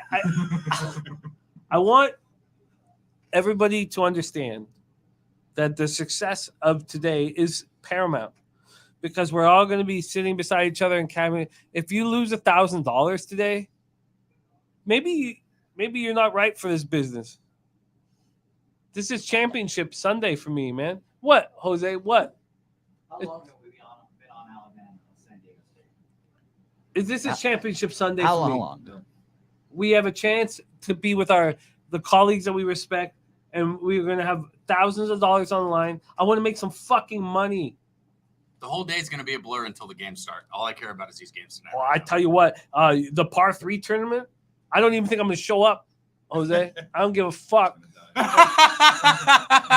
No, I'm serious. All right, let's get to work here. Sanka said to please drink some water and keep hydrated. Well, Sanka is She's a lovely Sanka cares person. about Yeah. us. Yeah, So- Sanka loves us, and I love Sanka, and that's cool. Sanka's cool. Sanka's allowed to do that. You're not allowed to do that, Jose. All right, let's get to work here. Miami, Houston. Let's get it. We're gonna start with Ragu. We're gonna come back, and then Dave's gonna start the next one. Houston opening up at -6.5. They're now -7.5. A full point move at Pinnacle. Total wise, this opened up at 138. It's now at 138.5. So it's gone up a half point. Not much. I mean, who cares? But the 1 point move towards Houston is got to be legitimate. Let's take a look at the cash flow here. 62% of the tickets, 56% of cash is on Miami. So they're a public dog, but the big bets aren't on them. So I don't want anything to do with them, really. Well, I don't mean to tip my hat, but I don't want. There's nothing telling me that Miami's going to take care of business. And Cab, I know you love this Hurricane squad. I don't. Well, my bank account has loved them, but I don't love them today. I like that. I'm interested. 57% of tickets, 66% cash on the over. Big Ragu, the floor is yours. I know that you're a couple hours drive from the U. But the two states that you've locked down, New York and Florida, are the best states, man, other than Cali. Yeah. Take it away, man. I love my West Coast brothers, and I love my brothers to the north, obviously, right? Yeah. So, hey, it's all good.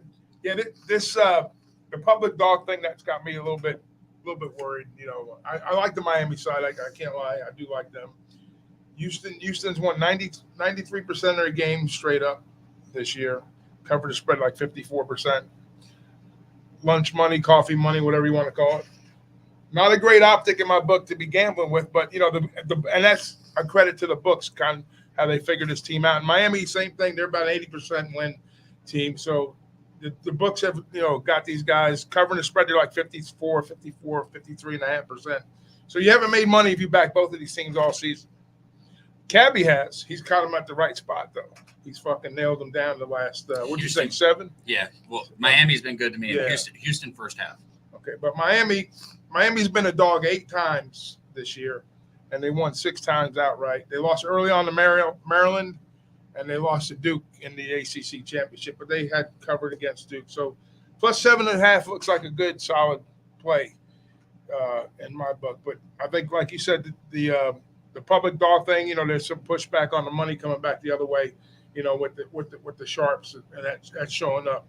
But the key to Miami to kind of get this game home for them is they're like outside of Gonzaga, I think they're like the second best 3-point shooting team in the nation. Miami is. So Miami's going to have to work the perimeter, make shots, and we know how teams that live and die by three, they could either be, they can maybe even upset this team if they do that part. But, they're hitting about 37%. But I think this is another correlation game here, with Miami. If you like Houston, take the under. If you like Miami, take the over. But I think Houston does win the game. I really do. But I think Miami keeps it close early. And I find a little bit of value in the 4.5 with DraftKings. So I'm going to take Miami in the first half plus 4.5. Oh, I like it. I'm so excited about this game tonight. So you got Miami first half? Yeah, first half only plus 4.5. All right, I'm gonna line chop here. So I'm gonna line this bitch. I'm gonna line chop first half for Ragu. It's funny, when my dad didn't want me to meet Bernie Kosar, and I don't give a fuck. But when I see Ragu talking, I get a little excited and giddy, and you're sitting right beside him. Hey, It's pretty fucking surreal, man. Testaverde, I was at a Sons of Italy party in Tampa one year, and I met Testaverde and his son, Kosar, and then my dad went on a little fishing trip with him, which I didn't get to go, which I was doing something else that day. But I came down the next day and they had this big feast, and I got to meet Testaverde. I always loved Testaverde. He was always knocked on at Miami.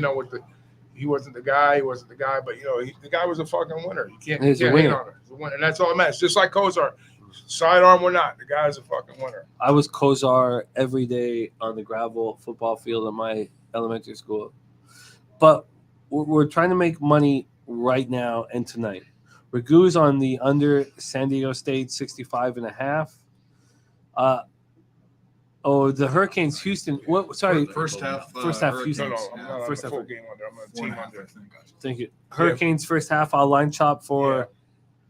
I think that's a pretty sharp look. It is. Hurricanes first half. It's been one of my number one bets that I've cashed over the past 2 years. Well, take over, my man. But they were favorites most of the time. This is a different situation. Well, you know how you said they've won 6 times as a dog? I had them on the money line 4 of those times. There you go. So, respect. This Miami team has been one of my favorite teams to bet. And look, if you look at what Houston's done lately, 1-6, 1-6 ATS, last 7 games following an ATS win. If you get into that stuff, Houston is one of those teams though that you watch. Okay, they're up and down and up and down, and everybody gets way off the Houston train really, really quick. This line's too big. We were talking about it. The line is too big. Why is it too big? Because Sasser got right in the second half against Auburn, okay? That second half against Auburn is that Houston team that we all said is the best team in the country, okay?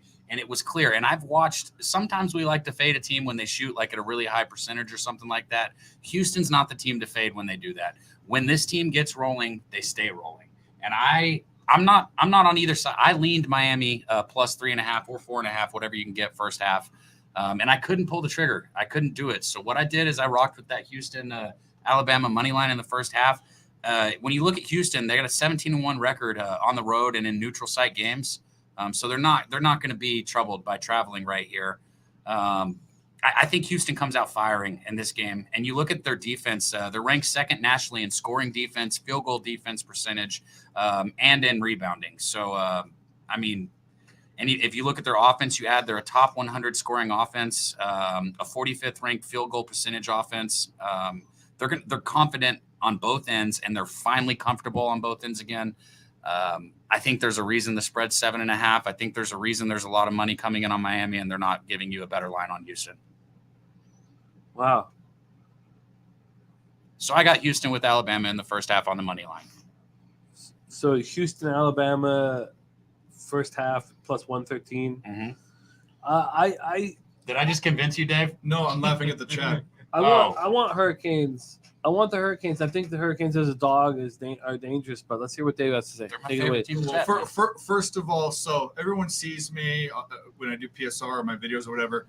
When I'm at home, I dress like a bum. When I go out, I don't wear T-shirts and stuff. It's just what I do. But I didn't come from church. I didn't lose my luggage, Razor. Thank you very much. I guess I should lose your sweatshirt that I wear in all my videos, but just joking. But I'm just going to reiterate some of the things these guys have said. What? I forgot one of my main points. When you're done, Go. No, you go. Okay. Miami, first of all, Houston, I had them to win the whole thing. They are the best team in the country. The problem is teams that have given problems to Houston and beat them, Memphis, are teams that ball out on offense. And this isn't just a team that shoots threes. They also got a dude down low that I think is suspect or hurt. But either way, this Miami team can score in Walker.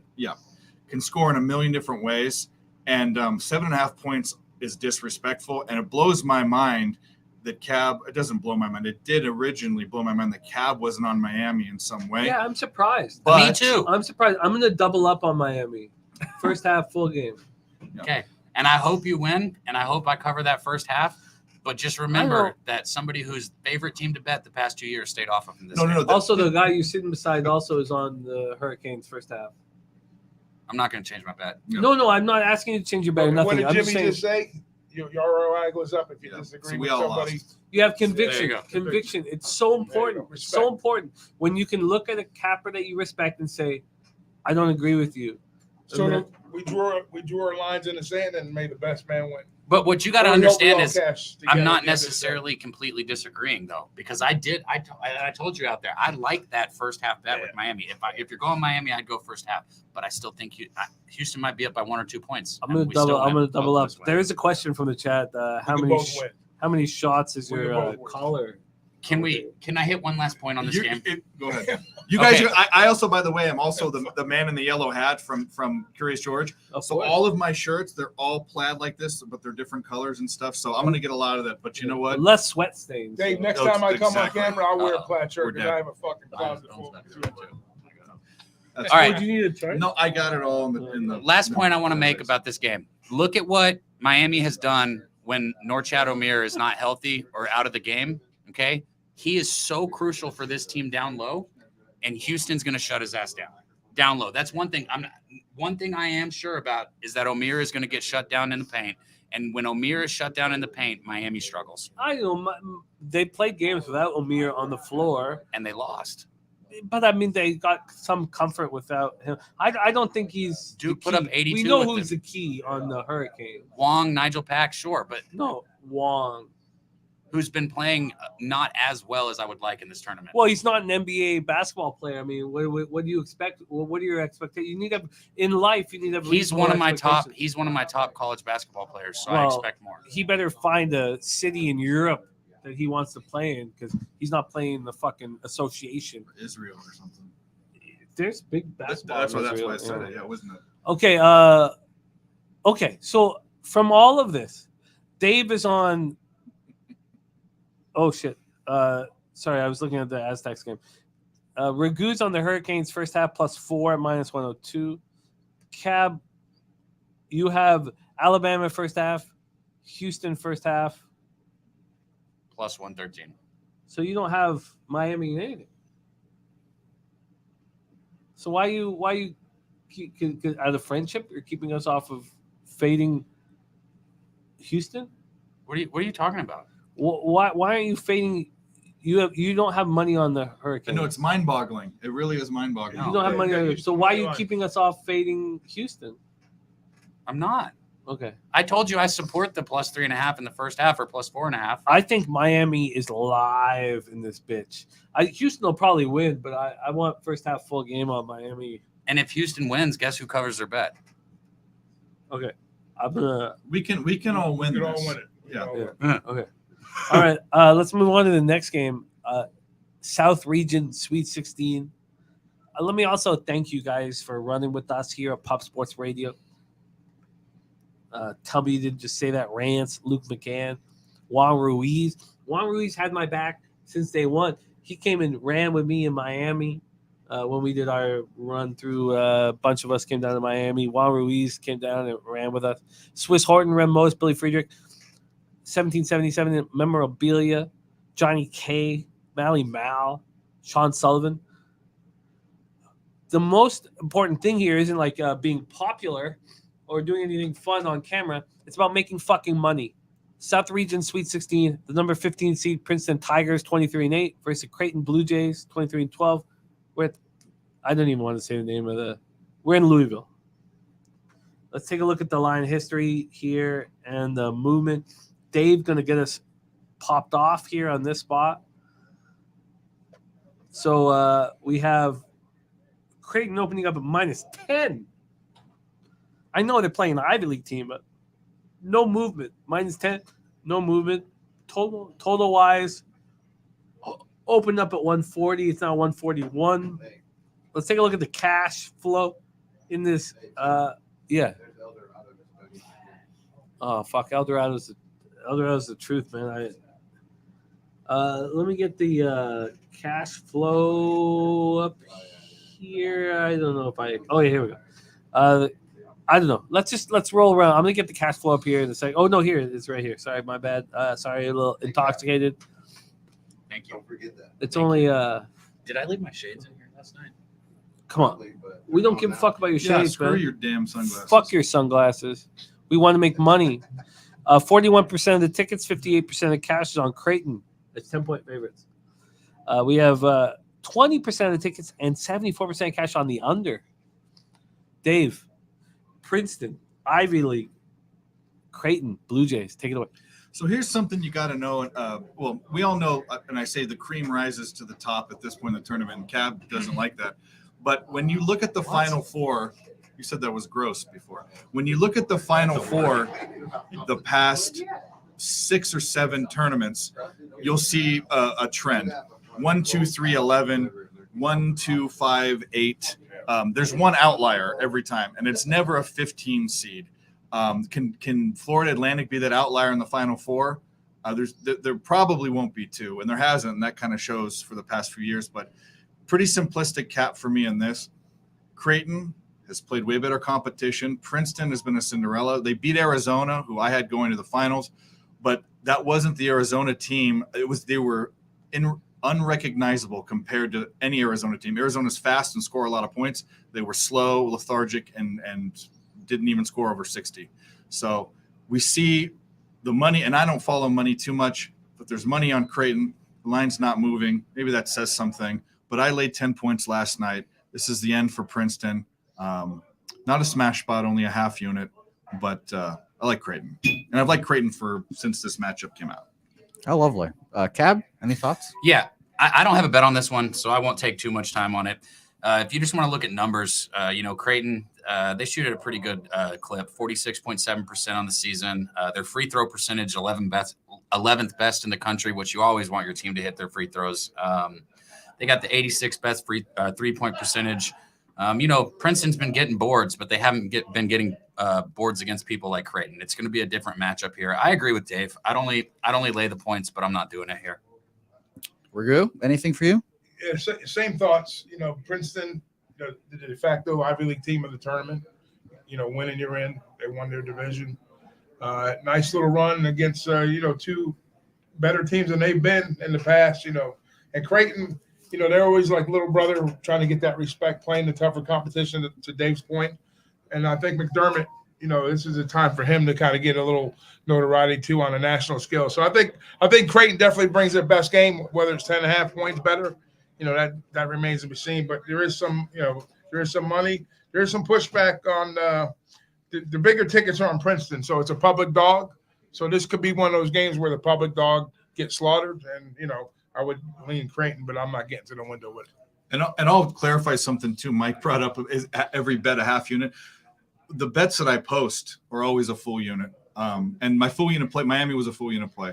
But I bet other bets that I like that I don't like as much. So, take it for have what some it's action. worth. Gotta have some action. My unit is my unit, and a lot of people say this is my live unit and this is my pre-flop unit. I don't do that game. I say I'm betting half a unit or a quarter unit on a live bet. So, different terminology, tomato, but the answer to Mike's question is no.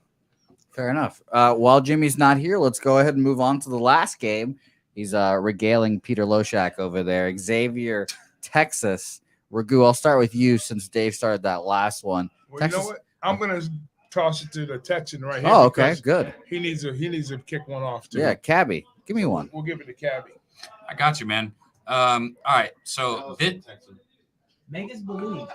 Well, this is my favorite bet of the day here. All right, You look at what the Longhorns have been doing. They're 6-0-1 ATS their last 7 games overall. I think they easily win and cover this spread here.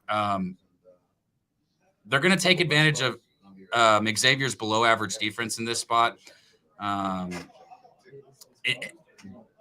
So hard to talk hear other stuff. Texas's defense has only given up 58.2 points per game in the last 6 games, so their defense has been on point. That's stellar right there. 58.2 games, and they've been in the most important games of the season. When you look at that, so I do expect Xavier to play well defensively, but the Longhorns, I feel like they're going to hit their shots. They're 10th in adjusted defense efficiency and 25th in assists per turnover ratio. I think the Longhorns are going to push the pace in this game, and like I said, it's my favorite bet. I got Longhorns in the first half, and I got them full games, so I doubled up on the spread both halves. This is the 250. Yeah, I got 250 on both halves. All right, beautiful. So we'll be on Texas tonight. Then exciting, Dave. Did you want to go, Regu? Because No, go ahead. so this is the game that Cab and I wouldn't say we rarely agree, but we agree that this. I use the word smash spot. I guess you shouldn't be using that because we don't like the word lock and other things. But this is a full unit, and I might go back and bet it again. When you look at these two teams, they kind of cancel themselves out in some ways. Xavier gets the nod slightly for offense. Texas gets quite a bit of the nod for defense.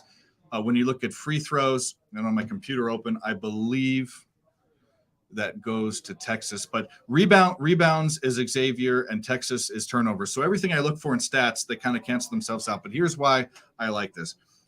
Number one, actually, that is why. Free throws is the number one reason why. Texas is 55th in the country. They shoot almost 76% from the line. And when you have a spread like this from 2 to 6 and your favorite, all that tomfoolery at the end of the game with fouling, that's where you make or break and cover your spread. So that's number one. Number two is Texas should have been a number 1 seed. They beat Kansas twice. Come on in. Texas beat Kansas twice. They won their conference and were still snubbed. So Texas has played, even though Xavier plays in the Big East, Texas has beat the best teams in the country, should have been a number 1 seed. This for me is a Texas smash spot. And I'm going to reiterate what I said, Dave. Texas has allowed just 58.2 points per game over the last 6 games, including, against Kansas. Mm-hmm. Like this is against the top competition. Their defense is locked the fuck in right now. Texas is one of the most well-rounded basketball teams in all of college basketball. Beautiful. I locked in first half full game just now as well. Ragu, any thoughts on this game? Yeah, we're talking about a team that can play D versus a team that can play the O pretty good, but I think the bigs are a good matchup for them here also. And I'm looking at the sheets. There's a lot of money coming in on the overs, which, I was first, when I first seen this, I leaned towards the Xavier under, but then I said, you know what? It should be a pretty good matchup for Texas, and they should handle them. And the number kind of was indicative too with the shorter number on the spread. So it's that for a reason, like Dave said, with the cancellation. So I kind of got involved with Texas on the first half. I bet them at -1.5. Let's go. I bet that early. That was my only play in the game, and I might come back and smash the Xavier team total under. So I'm still on the fence with that one. Beautiful. And I think at that number there, has anybody got a number on the team total for Xavier? The chat's saying it's 72. 72? Oh, shit, that's a good bet. Yeah, so That is a good bet. I Really think good bet. I think I'm going to be on the under Xavier 72 team total under. Beautiful. Jimmy, you missed out. This is a Texas first half full game spot, and we're liking a Xavier under 72. Jesus. When you got Pistol Pete Loshak and C-Mac having a drink beside LJ, how do you not want to just soak that shit in? What did you guys decide on Princeton Creighton? I'm off. I'm on. I bet I'm on Creighton. Laying the wood. And what is the wood? 10. 10. So you're Creighton smash spot. No, it's not a smash spot. The Texas smash spot. Okay, Let's get it, Nunya.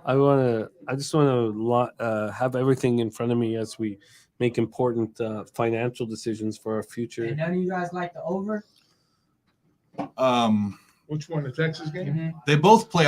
People are talking about Xavier's offense. Texas does play offense too. They're not far off. Mhm. The problem is Texas defense. So what's the number at right now? You got it? It's like 148.5. I'd be off, but I don't hate an over. Well, if you're gonna bet Xavier team total under, you want your bets to correlate. I could see the game going over though. I mean, So Dave, you got Creighton minus Minus 10 10. with no vig. 110. Well, Yeah, right yeah. now you get no vig. Minus. Okay, Xavier, Texas Longhorns. What did you guys lock in? I'm on the team total under Xavier 72 and Texas first half minus 1.5. Okay, sorry to say, Ragu's on Texas first half. We got big things coming up here. Also, we have Pistol Pete, Loshak, and C-Mac giving best bets. We have Millsy talking UFC San Antonio. So next up for us is Millsy, and then we're gonna close the show on Pistol Pete and C-Mac giving their best bets. Ragu, Texas first half, and Xavier team total Yeah, under 72. I would like to remind you that I am leaving here soon because we do have a golf tournament as well that's coming up here soon that I know you don't give a fuck about, but it's still happening. No, I don't care. I mean, maybe I care more about your juicy pussy lips, but I don't care a lot about the golf tournament. Xavier. I share your sentiment. Xavier Musketeers 27-9 versus the Longhorns 28. No respect, Jose. No respect. No, God. Jose's are you hard. gave me the cup bear. It's all right, Ragu. Jose's This is what happens every Pubapalooza. Pollutant Jimmy comes out. This is the pollutants. We know the deal. Yeah, we know this Give exactly. us a drunk Jose. it when- comes with the territory. Though. When you like when you're a kid and you see like don't pollute kind of there's like a germ. That's what Jimmy is when he gets drunk right now. So it's the pollutant. It's the pollutant. I get it. Look, his bulbous pussy lips should be respected, and I apologize for the not respecting those flapping lips. Thank you. I wonder if they're gonna let Jose get in the slap competition tonight. No, Oh, it canceled. oh, City of San Antonio canceled the Slap Fest. The city of San Antonio canceled the Slap Fest. There, they thought it wasn't going to be a positive environment. Yeah, who would have thought that once you go into slap contests with women, it gets a little hairy, I guess. For San Antonio. I don't want to see women being slapped. But look at you see in its Grant Hill jersey. So, oh man, how about a little recap of college basketball? Let's do a action? recap. Thank you, Jose, for keeping us on point. And you're You want to beautiful. take the bets down for Texas? I have a full game, and he has a I do. First half or full game? First half and full game. Okay. So You're doubling up on that. So for me, like I got Texas in my brackets. I don't think I'm gonna. It'll be tough for me to win, but I got Texas running. I don't know if I need like financially to bet Texas here because if Texas wins, I'm in great shape. But I'm not saying I'm not going to bet it. You're also on Texas? Yep. First half full game or just first full game? I'm less of a first half guy in college basketball, much more in baseball. Big first five. I love Same first here. fives. Yeah. Yep. I'm all about the first five. It's becoming a thing, but I was a first five. I think I was a first five guy 3 or 4 years ago. I'm not saying I started a trend, but it's become way more popular now. Well, I think it always comes down to like you have to really study to have a full knowledge of a bullpen. Don, I still like the 2 because I mean, at the 1.5, I know we hate pushes, but at least you're not going to lose something where other people got a better line in 1. And first, not to go into baseball, first fives got better too with this rule where you had to pitch pitchers a certain amount and that they couldn't just come in for one at bat and stuff like that. Anyway. All right, let's lock you down with Texas first half and full game here. Okay, my computer's slowing down. That's one dirty ass fucking hat. Nobody asked you. So you're Texas first half, Dave, and then Cabby, you're full game. I'm first half full game. Dave is full game. Okay, I'll figure out the numbers when we're done. And Ragu is first half. So we're all on Texas. Are you? I don't know if I'm going to bet it because if Texas keeps running, I'm going to make. I'm not sure. Did we go over the line and the cash? Mm-hmm. Okay, let's take a look at the cash. I think that would be helpful here. Before we Oh fuck! I keep pressing this. Okay, here the cash on this one. 60% of the tickets and 78% of the cash is on Texas. That's pretty comforting. Yeah. I think Texas takes care of business. 59% of tickets, 78% cash on the over. Yeah, okay. I'm down. Rigu, you have Texas first half and Xavier under, team total under. Okay, fun. We are going to move on here. We're going to do UFC with our guy Millsy, UFC San Antonio, and then Pistol Pete Loshak and C-Mac are going to give us best bets. You guys, this is heaven. Let's just, but let's make some fucking money. You know, we have to improve our lives. Let's go around the horn quickly. You guys, we'll go where we'll go first, and then all the way across, and then Millsy going to come up in this. Rigu, any last words for the cappers supporting the show here? Yeah. Keep the love coming. We'll keep it coming back. And shout out to everybody here at the Southtown 101 for putting this event on. We look forward, like Jimmy says, it's going to be an annual thing. So put your calendar, get ready for next year. We'd love to have you. Respect. Dabby. Man, let's make some fucking money tonight. We'll be live. We'll be betting these games live again right here in studio, and we'll stay on track today because today we got to make some money. So come tune in, man. Shout out to all you guys. You're saying we got off track last night? Might have. Dave, my man. Maybe. I just want to say this is my first time meeting a lot of these guys. I'm so thankful to be here, and I'm thankful to be able to share the information with the chat. You guys are the best. And by the way, if you have any questions, there's questions in the chat. My Twitter DMs are open, so hit me up and we can talk and let's make money together. There's no better time for sports betting than now. Yeah, opinion. but picks it, Dave. Also, the squad here, it's all about ROI. It's all about ROI. We're not here just playing and having fun and putting out picks. We're trying to improve our lives and make some fucking money.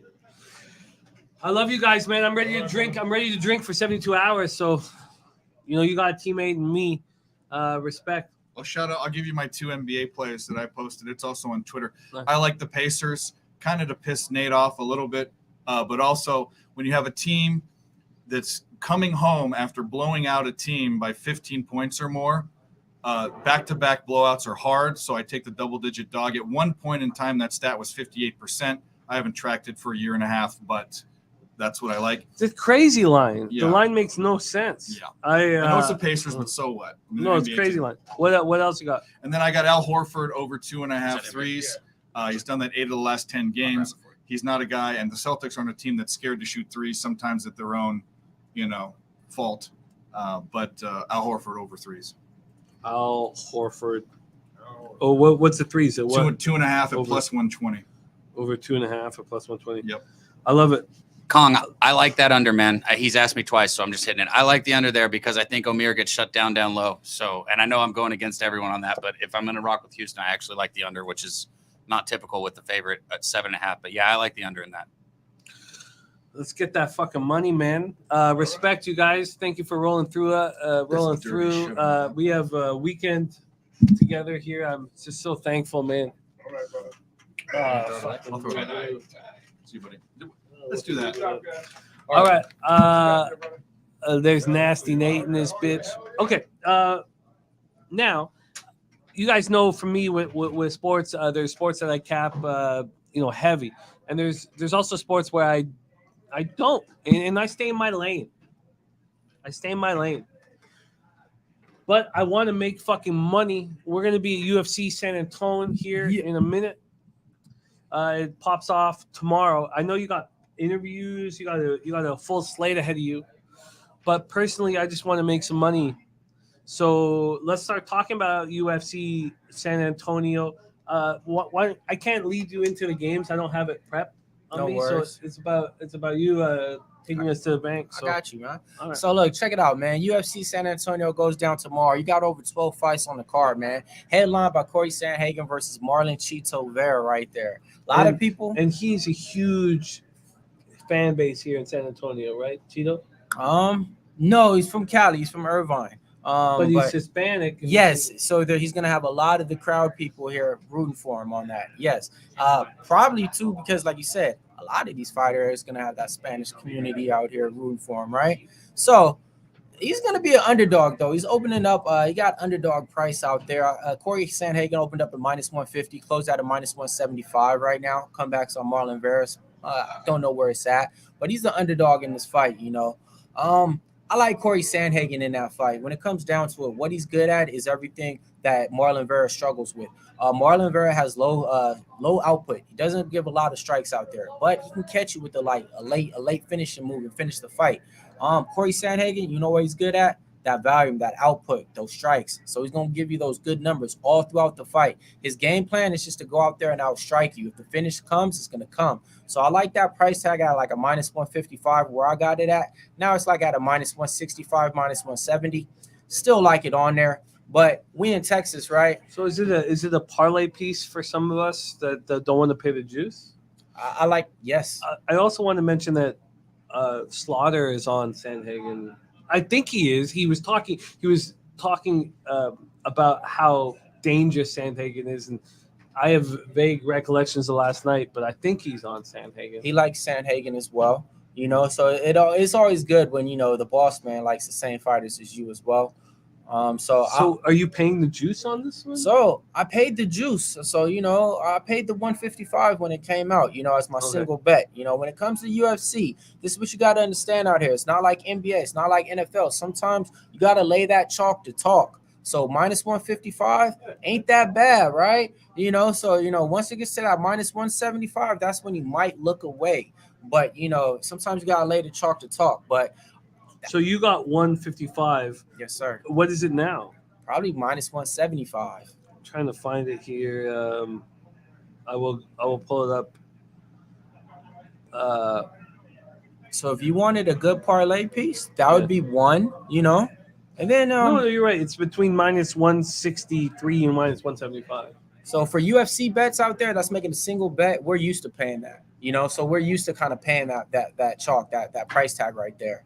But that's the main event, you know. Let's give them the 2-leg parlay that they came for. You know, we in Texas right now, you know. So we're going to go ahead and give them the Texas 2-step out here, approved by my man Slaughter. So we're going to go ahead and call it the Slaughter Locker Room Parlay.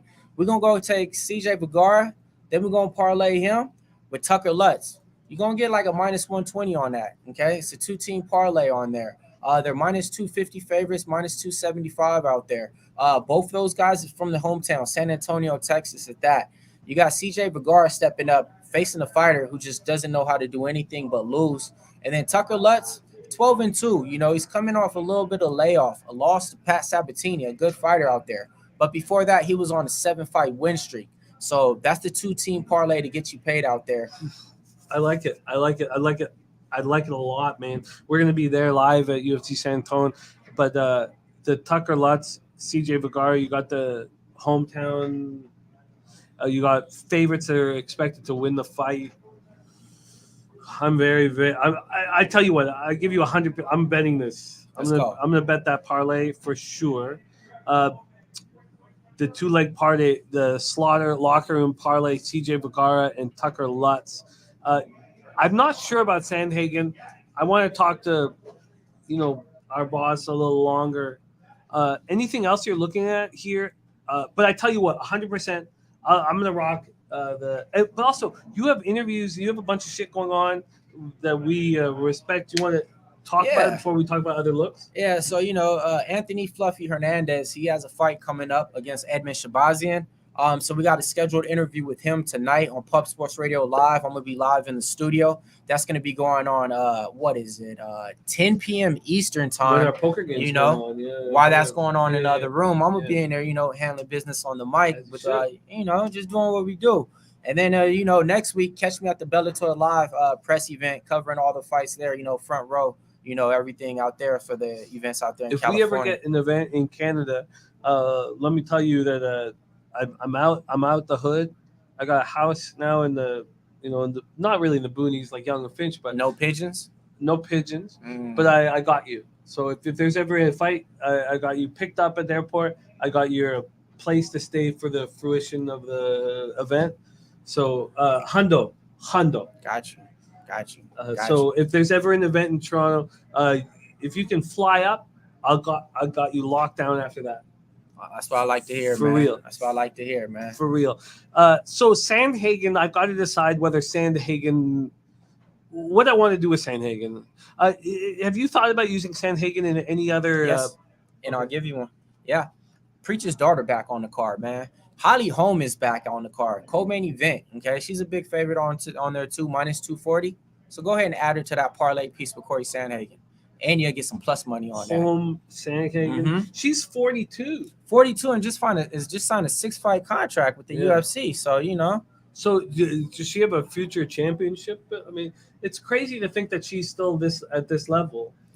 Well, this is the thing. At the women's level in the UFC right now, there's not too many girls knocking on that door for a title shot. So, you know, after this fight, I could see her fighting Juliana Pena, you know, and then after that, probably knocking on the door again for that title shot. Swiss Horton says, how come I don't get that treatment? Swiss. Hey, you come to San Antonio, you physically sit beside me. Two shots of cracking. You get locked the fuck down, man. The fact that our man Millsy's here, there's been so many cappers that have fought the good fight to be here, and I really, really respect them, man. So we have Sandhagen minus 155. We have a home Sandhagen parlay. Let me put some asterisks around that. We have a 2-leg parlay, the Slaughter locker room parlay, CJ Vergara and Tucker Lutz. Yes, sir. Respect, man. We cashing money, man. So when y'all see us live at the event, just know we cashing tomorrow, man. And you gotta speak into existence. A lot of these people out there, they're not confident in their bets, so they don't put them out. When you put it out there and you speak positive things, you want what's gonna happen in life, good things. When you're worried about the bad things, you want what's gonna happen to you, bad things. It's just the energy of life, man. Oh man, I can't believe you're beside me right now, man. Respect, my man. Millsy in this. Millsy in this. Go. Where's my man Connor Mack, man? I heard he got a best bet to give out, Pistol man. Pete coming in right now. We'll get them in right now. Hey, but look at all the chat members, man, rocking with us, man. We like 3 hours live right now, man. We got a lot of people in there. We got Nunya in there. A lot of green memberships out there, right? Yeah, I respect that. We're gonna be dropping some exclusive videos. They care about the company here. We're not this a conglomerate. We have one man, and Jeff Slaughter who has a dream and he's building something. We're a small company and we need love and. You know, so thank you guys for supporting us with memberships and that. What do you think about on this? Billy Frieda says I love Cheeto Vera tomorrow at plus money, but and Cheese easy W says Ray Charles. Where was it? There was one spot that didn't believe in. I seen. Somebody said Vergara's getting knocked out round one, right? I caught him. Trust me, I'm aware. So I'll tell you like this: the guy that he's fighting is explosive in round one, okay? But that's only 3 minutes and 27 seconds of round one. After that, he's done. So yeah, I mean, yeah, anybody could get caught. Anybody could get knocked out. If that's your only way to win, give me Vergara all day. I mean, anybody could get knocked out. I'm gonna come with you. I don't know what I'm gonna do with Sandhagen alone, but the home Sandhagen parlay and the Slaughter locker room parlay Vergara Lutz. You're going golfing? What do you mean? What? Going golfing right now? What? Let's get. Can you get Pete and C-Mac in this? I'm gonna run with you. Let's go. And we ain't doing no golf though, right? No. Yeah. We're not. Hey, check it out, y'all. I got Jimmy to tell our parlay. A lot of cappers come on these shows and they don't get them to tell the pick. So I got Jimmy on the pick. So I'm feeling impressed on that one right there, man. I want to make that money. Go. And I'll put real I'm not betting $100 here. I'll put some real. Let's make this fucking money. Let's go then. I love it. Let's go. Respect. I'm gonna spread it out. Respect. Was I supposed to come in now? Oh, yeah, you are. Yeah, you are. What's his name? Bookster told me to come in there. Yeah, as he should. Wow, this is so nice. Look at this. This is a real studio. Look at this. Look at this. Shout out to Jeff Slaughter. Hell yeah. Which mic do I use? Either one? Yeah, Are they all on? let's Are get they all C-Mac. on? Let's get C-Mac in Yeah. here too. Can someone get C-Mac in here? Why don't you come in here, get close to this? This is so much fun. We were talking all about. Well, I won't get into it. We were talking all about how Jeff was just like, you know what? This seems like a good idea. Let's just fucking do it. You know what I mean? Am I allowed to curse? Yeah, it's the same you're thing. allowed Yeah. to curse. What a great idea. Sometime, and then we were talking about it. Well, we'll talk about it later. You're getting a lot of love from the chat. Oh, shout out! Yeah, the love will disappear when they find out I have 0 picks for. No, I have a couple picks, but I feel nervous about them. This is a best bet time. We have the legend Pistol Pete Loshak. Pete, you came from Brooklyn. Yeah. First time in Texas? No, not my first time in Texas. Okay. Not at all. I've been here a few times. I have one very funny story about. I'll tell you off camera. I won't tell you right now. No. Yes, but I'll tell you about off camera. But no, I love Texas. I love Texas. Here, go ahead. Yeah, you can. I got my cane here. I got my cane. You want to mess it? You can. All right. Okay. But no, I love Texas. I would love to fucking live here, man. Yeah, hell yeah. Any of these cities. We got C-Mac. Oh yeah. In this bitch, man. C-Mac, I had the pleasure of hanging with you last year, but the only 2 times I've got to be with you in person, hang out with you in person, are these trips, and it's what makes this so special. Also, it's your first time meeting Pistol Pete Loshak. I had no idea he lived in Vegas since he was 4 years old. Yeah, no, he's the real. Yeah, it's unbelievable. A real deal here, man. C-Mac's real fucking deal. Hell yeah. Yeah, man. I'm so thankful to cap with you guys, and I don't want to sit here and wax poetic about just how thankful I am to sit beside you guys. And look how fun this is. It feels like a studio, man. Yeah, man. Shout out to Slaughter. I know, but in 2023 you can make a studio out of anything, but this feels like a real studio, man. Bo Jackson said that I was thinking about who to beat with Pete's cane. I know who to beat. If I, and I don't want to get too caught up, but I would hit the back of the calf muscles. If somebody was standing in front of me. Yeah, I would like Dumb and Dumber, like 2-hand, and it would probably be Dave or Cabby. Or it's just if you're having an important conversation and someone like Jose Bouquet or someone tries to butt in, you just like flick it at him and you say grown folks are talking, and then you go on with your conversation. Like that's what it's for. You know what I mean? I was like, what if I'm talking to DJ Big Boss about something important and Jose Bouquet like doesn't get it, tries to butt in? I was like, I'll bring my cane just in case. You know what I mean? That's why I brought it. Oh man, I'm so excited about this weekend and so thankful.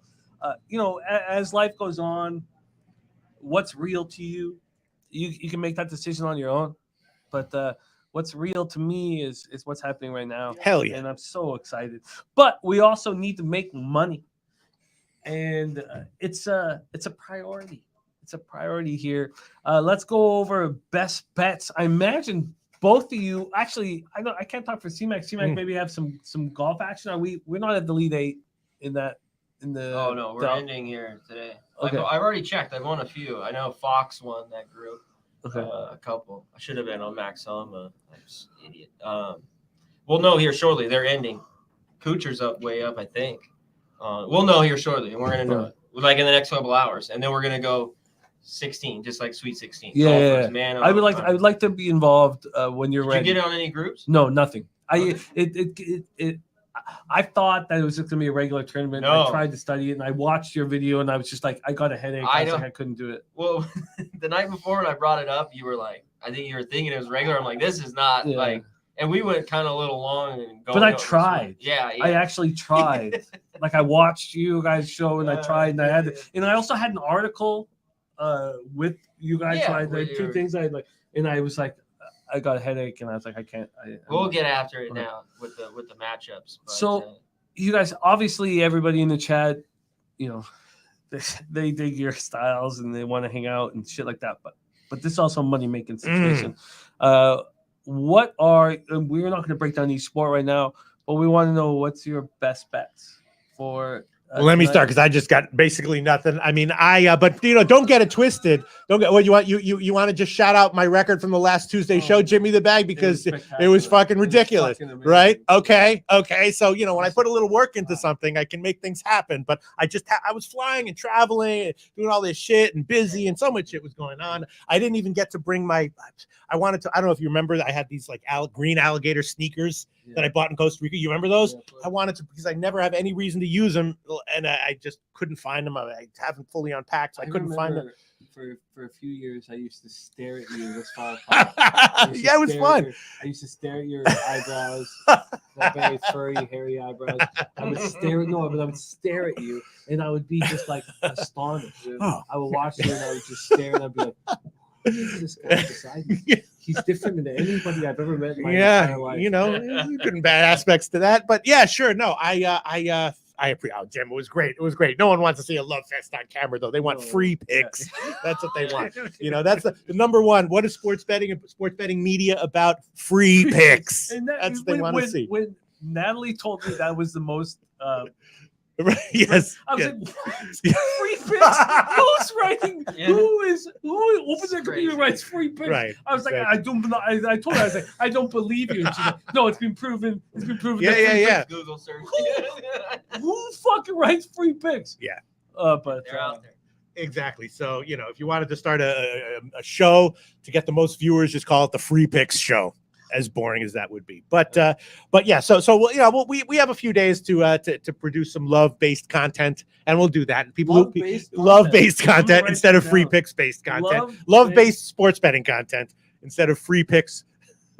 Sports betting content. But so my point is, I had a good day last Tuesday, which I tried to do. Hopefully, I'll be able to do it again. But for these 4 games, what I'm thinking is.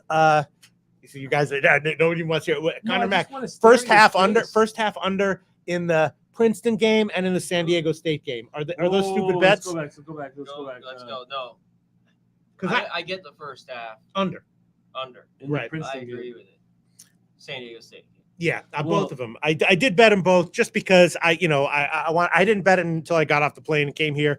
But it's once again. I don't know what was the last show. Oh yeah, it was a stream where I was like the FDU game will be like 15 points in the first 5 minutes, and then it'll pick up scoring as well. I think we'll probably see the same thing with the San Diego State game. I really would rather bet the first 5 minutes under or the first 10 minutes under because at they're both still good offensive teams, and I could see it be very, very, very low scoring for the first 15 minutes of the game, and then the last 15 minutes things open up a little bit or whatever. What do you think of Luke giving us San Diego State team total under 65.5? I don't know. My lean would be San Diego State plus the points, and as far as the total is concerned, I haven't even really thought, just because shenanigans get quadrupled when the tournament, So I haven't bet San Diego State. But if you gave me a free bet, I would definitely put them on the points plus 7.5. And I did bet the first half under, but it was one of those bets where I was like, if this loses, I'll be okay with it because I feel confident it was positive EV. Not one of those. It was like, if it loses, it's okay because I just want to get a bet down, and I think it's okay. But that's how I felt last night. UCLA Gonzaga, that over. Yeah. I just thought, and I get people were trying to make cases for the under, and it could have happened. It's bad, but I just thought if I lost that bet, I'd feel good in the end, and I sat on it for forever. Yeah, good for you. I was so fucking busy last night. I didn't even find out till this morning, and that FAU won.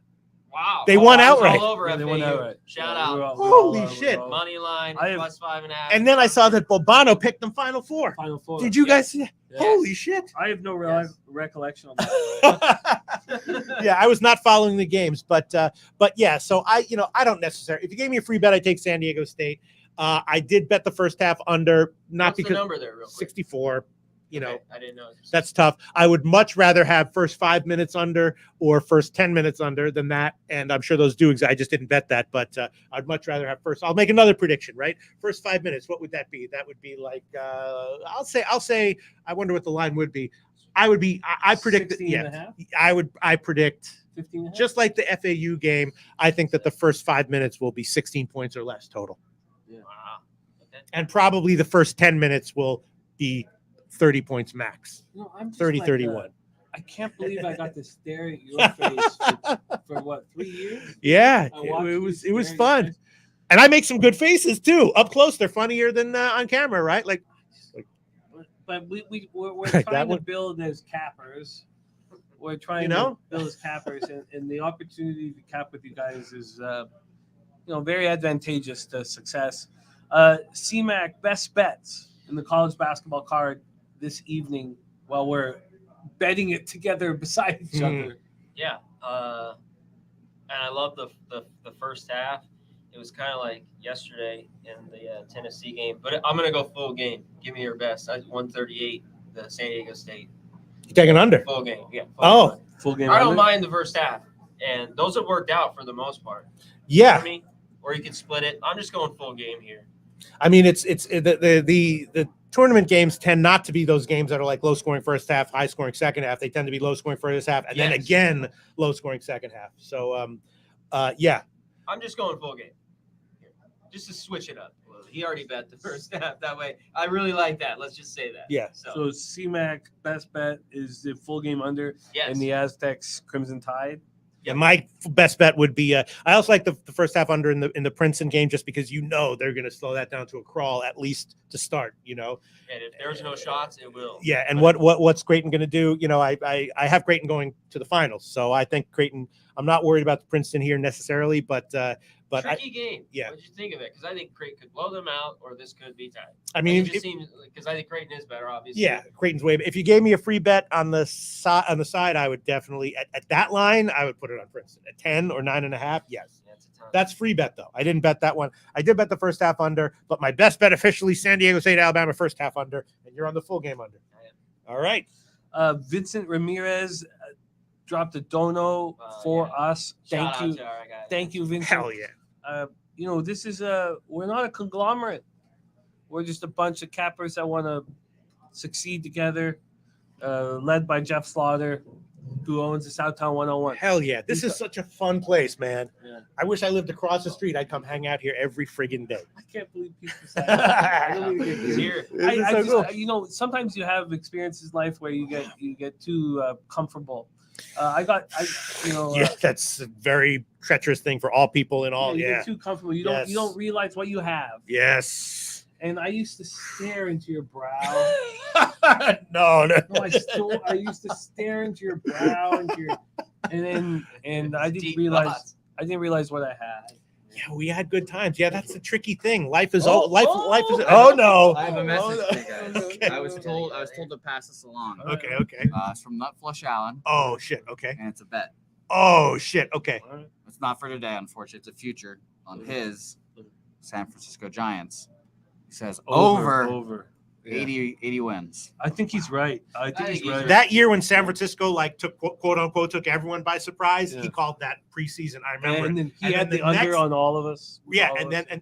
he had what? the under last year. The next year, yeah, right. And Yeah. then the next year, Ooh. I like your hat, by the way. Oh, thank you very much. Yeah, and he also said if you can find it, the Giants to have more wins than the Angels. He had minus 120 on that. I heard that. Yeah. He gave me a glimpse of the Giants over Angels. I don't know. It's hard to get. I don't have that available. Do you? I do not. I will be betting the Giants over 80 though, because I have not made any futures bets. I'm not going to, but I'll take that. Thank you for that service. Shout out to Nut Flush. We have an announcement here. No net profits. Oh yeah. Oh no! Cancel it. Cancel the show. Yeah, we've gone extra long. We almost had like a marathon. You're almost at 4 hours. Well, I don't give a fuck. Yeah, of course you do. So, and we're gonna go play some golf here. We're gonna golf and get. Hell drunk. yeah. You golfing? Yeah, I brought my. I'm gonna get See, back with the game. I have so many clothes that I Yeah, wanted for to real. bring that I never use Oh, except for shit. shapes like this. But I We have. I ran out of time. But I have a vintage Bugle Boy '80s short sleeve button down that I'm gonna wear for the golf tournament. Yes. yeah. Oh yeah. Is that bottoms or tops? It's tops. Swiss Horton. It's Swiss just a Horton. onesie. It's a Bugle Boy '80s onesie. I like where we're going with this. Not humorous enough to come up with onesie, but that's perfect. Billy Friedrich and Swiss Horton, thank you guys. Thank you guys for supporting our channel and what we're doing here, because it's real, and there's no other place in the whole world that I want to be than here with you guys, man. I'm so excited. I'm ready to get. I'm already twisted up, but I'm gonna get more twisted up. And Also, last night we went home at 11 at night. And that's how I do Vegas. I'm my most drunk at 5 p.m. It's actually probably a smart strategic move. If you don't want to be your most drunk drunk at 4 in the morning. Right. Sure. You can close this bitch up. No, I'm going to close this bitch up, but Razor says that somebody's going to set you off, so I'm not going to say it. Fair enough. Thank you. I'm not going to say it, Razor. You guys, we're here at the Southtown 101 in San Antonio, Texas, and Jeff Slaughter is our leader, and he just treats us like family and sets the tone, right? Yeah. Oh my God. I got to make some major bets here and make this fucking money. Let's go over love-based content. Love-based sports betting content. That's like, from, the notes from Jimmy. No one has ever searched for love-based picks. Yeah. Love-based sports betting predictions. Still number one. No. Free picks. Yeah, free picks.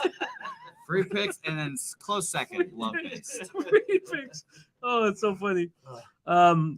I don't know. C-Mac, are you going to be betting in UFC tomorrow night? Yes. When we're at the. Oh, yeah. Okay, so I would like to. We have a home Sandhagen parlay. The Slaughter locker room parlay is Vergara and Tucker Lutz.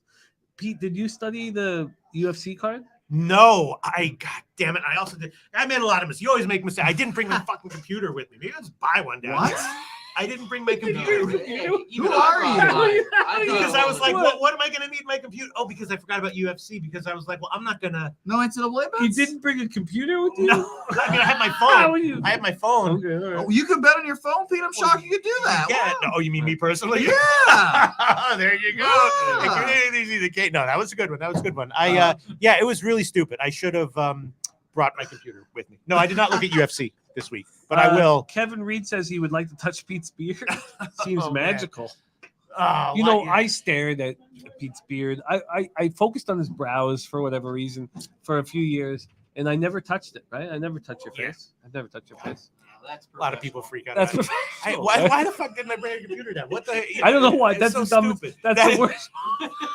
That's the worst movie ever, but it makes sense because I'm leaving Monday morning, so I was like, and I does know that have to do with- I don't know. Really, you're not going to bet on? Well, he can bet on his computer. Yeah, what am I on going the to phone, bet? but- But no, it's that the was- research. No, it's the research. That Oh I yeah, need the to do, research. Yeah. That's the biggest mistake. I can you still made. research on my phone. In our history. That's the biggest mistake. Yeah, I guess because Okay, we're gonna put a bone note.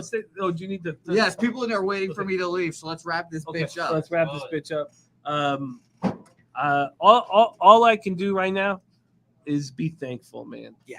With you guys, but I got bets to make. Well, why do you need to wrap up? Because we got to get to the golf tournament. Yes. Okay, but I need to get my bets in. I need at least 30 minutes to sit alone in the dark. Then you're probably taking an Uber. Oh shit! Okay. Oh shit! I also have an appointment. We're gonna go get a vicious, brutal mustache shaved Whoa, in. C-Mac, you 2 wait, o'clock. C-Mac, wait. Give me. You got a jet? You got a jet? Touch hands, man, before you fuck off. I I love you, man. I just gotta get going. Okay. We're gonna put a bow on this. You gotta make your bets. It's like, No, I feel you. All right, show. Gonna look. I could sit here for hours and hours and hours, but I also need to make these bets. This isn't pretend, and I want to hang out with these. Look at this group, man. Like this happened to me last year. I looked out through the window. I was like, oh, fuck. Makes you thankful. We're extremely thankful for all you cappers supporting the show. We have nothing without you, and we mean that. Truly mean that. Bo Jackson, Juan Ruiz, AOD, Viper MB, Fat Cat Ninja, the Nuke Worker. Nuke Worker, you're here next year. Need you here next year. Razor Sharp Picks. Matt 335. That's a new handle that I haven't seen. Says wish I could be there. Mike M, Nut Flush, Jarek White, Marvelous Mike, Bo Jackson, Rick J. I tell you my future. I'm gonna be making bets. I'm not gonna tell you I'm just gonna make money. Like I'm not gonna. We know how this game works. I'm gonna make a whole bunch of bets, and I'm gonna get all fucked up with my best friends. And that's how we do here at Pub Sports Radio. So roll that shit, light that shit, smoke it, and also We're gonna leche this motherfucker. But also, I need you guys to know that we need to win tonight. This isn't the. It's one thing losing alone in a dark room. It's another thing with your best friends. I think they're smoking blunts outside. They all left. Oh, maybe they're just going golfing. Maybe they're just going golfing. I don't know. Roll that shit, light that shit, smoke it. Thank you guys for supporting us, Pub Sports Radio. This is my last live show. I'm just going to hang out with my best friends for the next few days. Get it.